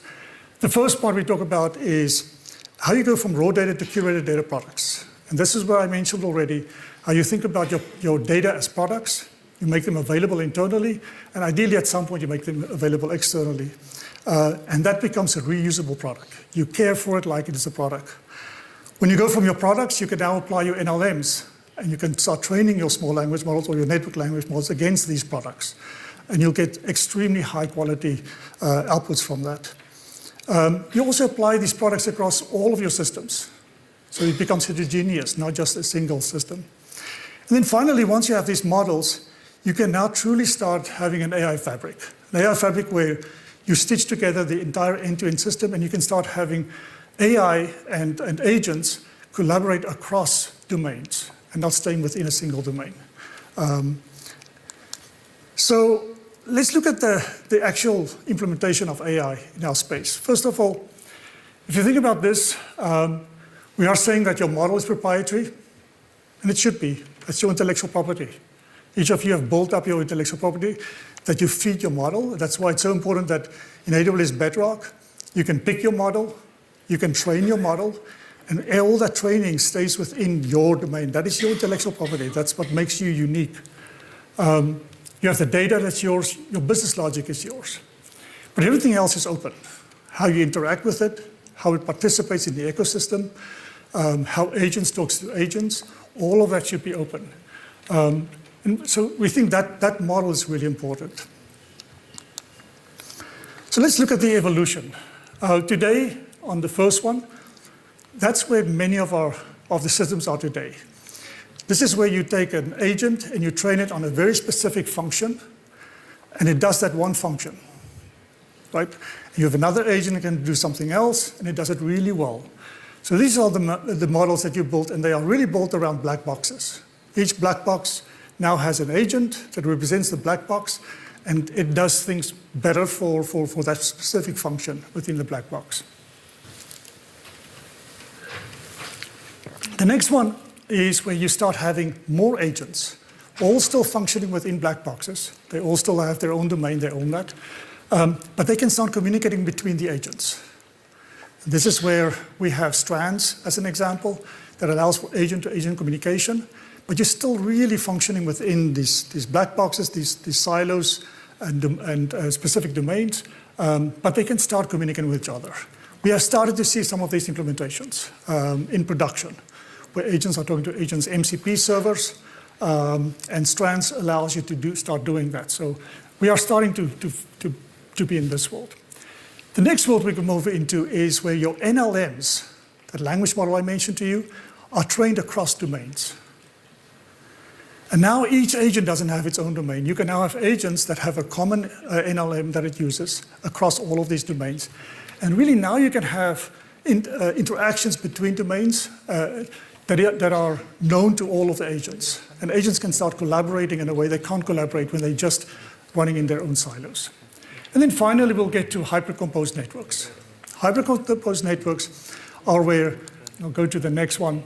This is where the networks are truly dynamic in nature. These systems can collaborate. They have intelligence. They can make decision making without you having to pre-program and tell it what the decision is. They are fluid. You can introduce new agents in this world. And the agent itself, all the data, the NLMs are available to the agents. The agents can self-discover, they can self-announce, and they can start participating without having in a formal process how you introduce them. You have the multi-domain federation of how you can operate. And one of the things I want to just mention as you go through these steps, I should have said it on the previous slide. We are all operating, and by the way, telecommunication is not unique here. If I think about telecommunication, finance, healthcare, all of these critical systems, one of the things that's going to be super important when we get into this world, and actually it starts on number one. Believe it or not, it starts on number one, but it becomes more and more important. And that's the ability for 100% observability. You need to know at all times, and you have to have record of every single interaction between every single agent, how the agent came to the decision, how the agent used that decision and passed it to somebody else, and how that got executed. That's why it was so important when we introduced at AWS the agent core observability. It's a critical component. It's a component that captures every interaction between every single agent and gives you the ability to do auditability of what your system is doing and how it's doing that. So super important aspect. So we are building 6G foundations on networks of today. It starts today. We don't have to wait for 6G. Yes, 6G, we will see new systems being built that are AI native. They will look very different than what they look today, but we don't have to wait. We heard of this morning already a few folks talk about operations, how agents and operations will dramatically change operations today, how we will be able to do a simulation of change into our networks on digital twins and really improve our availability and reliability of our networks, how we will do fault isolation and detection during events and potentially even do recovery of that. We can do that today. We don't have to wait for that to come in. We can also start today to build the new systems. If you think about, and I want to leave you with a thought here, you know, at AWS we have a product called QCLI, and many of you have seen these are AI systems that actually writes the code. Makes it much easier to write the code. Lots of those systems out there. And they're pretty handy. But if I think about a developer and somebody who builds systems, they spend about 30% of their time actually writing code. The other 70%, they do a bunch of other stuff. They do the design work, they think about what they want to build, they do the testing, validation, they do security checks. There's so many other things they do. And at AWS, we looked at that and we said, well, that is your traditional SDLC process. That's how you develop systems. And so we introduced, for instance, Kuro, that is a spec-driven development system. Kuro is something where you can say, I want to build something, and the first thing it outputs for you is the specification. And as a human, you can read the specification, you can modify it until you like the specification. And then you can tell it, now write for me the implementation of this specification. And it will write the specification and say, I'm going to create these modules. This is what each one will do, and it will describe it. And I can say to it, combine these two modules into one, split this one up into two, and I can really influence exactly how the services or the sub-services or microservices are being designed. And then you can go through the next step and say, build it for me. But you are still involved in every one of those steps. And we believe that is how you're going to build complex systems, right? Not just a gadget that writes code. That's a very small part of what we do when we build systems. It's truly building those end-to-end systems. And that starts today, and we can build those today. So next you saw the video, the intro video we had, and we had a fantastic opportunity in the last 3 days. We started on Friday. Denise, I'm looking at you here in the front row to keep me honest, and Farah. We started on Friday where we invited people to come here to Dublin for 3 days to spend time with us and just see what is the art of possible. We made to them available the tools and the data, small data sets, and say, go build for us the future. Now, what I love about these events, and we've done a few of these already with customers as well, is that we had a dentist who thought a dentist will come into a telecommunication event to see how can they bring their knowledge and their perspective of life and think, what can we build differently? We have a doctor there. We have a bioscientist who came in. All walks of life. And then we have graybeards there as well. People who've been with us in the industry for a long time. And they all came together. And we had 377 participants starting on Friday, creating 68 projects. So this is individual project where they thought of an idea. Let's go build the next rig. Let's go build the next antenna power management system. Let's go build the next. Each one had an idea. And they spent 3 days building that. We had 43 in-person teams here at the Epic, just next door, or very close. And then we had 25 virtual teams. And so it was just a fantastic event to bring folks together. We had our panelists yesterday, and I see them all here in the audience today. And I would like to announce the winner On the third place, for instance, we had the super team, and they did an autonomous network healing solution of how can a network self-heal that they built in the 3 days. Who got the third prize. We had Team Solus, who had an energy-aware network intelligence. And they showcased on their UI that they built in these 3 days, and that was one of the teams that built something literally in the 3 days. Some teams cheated a little bit. They had a product, and then they came in and then they made it a little bit better.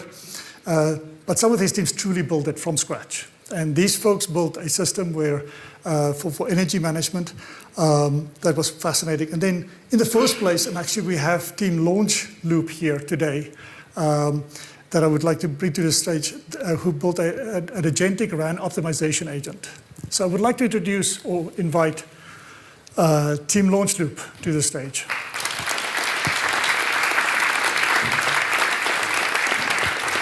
Welcome. Thank you for joining us.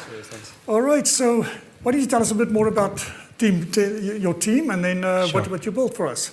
Yeah, okay, so I'm Stephen Dillon and this is Kevin Collins. So I've worked in the telco space for about 15 years now. Kevin has never worked in it before. And together, I think we built something amazing in 3 days. We worked 18 hours a day, I think. Yeah, it was pretty tough. In the end, we built a system with 9 agentic agents. So we had 4 doing optimization tasks such as carrier aggregation, PCI handling, looking for areas of interference in the network, coverage. Then we had super agents on top of that, management agents, etc. So the super agents would come in, take over from all of the different agents, and these would do tasks like, for instance, when we had a critical issue on the network, they would come in and up-tilt cells. So if we have an issue, for instance, with a storm, they would come in, take over from everyone, and up-tilt the network where it was required. So building that on Bedrock was amazing. It made things so much easier. We had a little bit of help. I've worked in the industry for a long time, so I've developed some data sets that were really useful to us. I basically took 1 billion records, so 1 billion customer records, and I condensed them down. So we had this condensing process from 1 billion records down to 250 million correlated records, then geolocated those records, and then brought them down, compressed them again to basically 20 million geospatial records of 150 by 150 meter bins. Building on top of that, then we had 2,000 cell coverage rings as one of the data sources. They're convex holes of the coverage of the cells. And from that, we use that to come up with the areas of interest for the agents. We don't want to feed 1 billion records to agents because it's just going to be a disaster. So basically what we want to do is come up with where are the issues in the network, pass that to the agents. The agents then talk back to the MCP server and say, give me the underlying data for these specific regions. It gives them a much smaller, granular place to work on. The agents find the problems, find the fixes. We push that then into a digital twin. So on one side of the screen, we have a digital twin of the network. On the other side, we have the live network. So we can see, and engineers can see in real time, the digital twin updating with the changes and then transferring that over to the real network. Yeah, so the changes went automatically to the digital twin. They were checked for consistency and updated, and then those changes would then be recommended out to the user, and then they had the decision whether or not to push them to the live network. Yeah. But just as you're explaining, Jan, about the SDLC process, that's the reason why we were able to do this. We condensed 6 months of work down into a weekend. That's kind of my speciality. We complement each other, and that is the way forward. The funny thing is, we spent 15 hours on Saturday troubleshooting. So we had a phase 2 and a phase 3, and if we would have implemented that, it would have been absolutely crazy, to be quite honest. No, that's fantastic. And, I want to just, it reminds me, this story, by the way, we've done quite a few of these hackathons with customers. This story repeats itself. And the story I want to repeat itself is, I can tell you how many times we would be with a customer, and they have folks who've worked in the industry for so many years. but they never had access to take the ideas they have and actually turn it into a product. Right? And I think now we have the technology, this was a fantastic example, right? Where you bring somebody in who has the knowledge, the domain knowledge, have understand the industry really well, somebody who understands coding, and really take something that would typically take you months, if not a year or more, right? By the time you finish, it's almost not relevant anymore because the world moved on, and you produce something in a very short period of time. Yeah, the barrier of entry is just so low at the moment. All you need is just an idea and just the willingness to realize that anything is possible. Yeah. It was like even like 2 months ago, I had the assumption that in order for me to build models myself, that I would need a machine learning degree and a team. And I learned it within a week, and now I can build models for for startups now. Yeah. Well, listen here, thank you so much. Really appreciate you coming, and congratulations again. Thank you very much. Thanks. You. Thank you so much. All right, I think that brings the end to my session. Thank you very much, and enjoy the rest of the show. Thank you very much, Jan. Thank you so much. Fantastic presentation, a really great, insightful approach on AI for 6G, paving a path. I think what that really showcases the art of the possible, especially when it comes to the fact that the barriers to entry can be lowered for this level of innovation. What I'd love you to do is, we're now heading into lunch. We're done with main stage today. However, a couple of key sessions that leverage what Jan was talking about. Tomorrow, we're going to have an industry panel with telcos, Meta, and AWS, talking about specifically what does this mean for the industry. And then there's a birds of a feather on day 3 in the morning, which will talk about an industry proposition. We'd love you to come and join that and give your thoughts. As we now leave for lunch, 1:45 is when the next breakouts will start. They'll be outside there, Open RAN, Open Optical, and the Open LAN session will be downstairs on the accelerator stage. Thank you very much.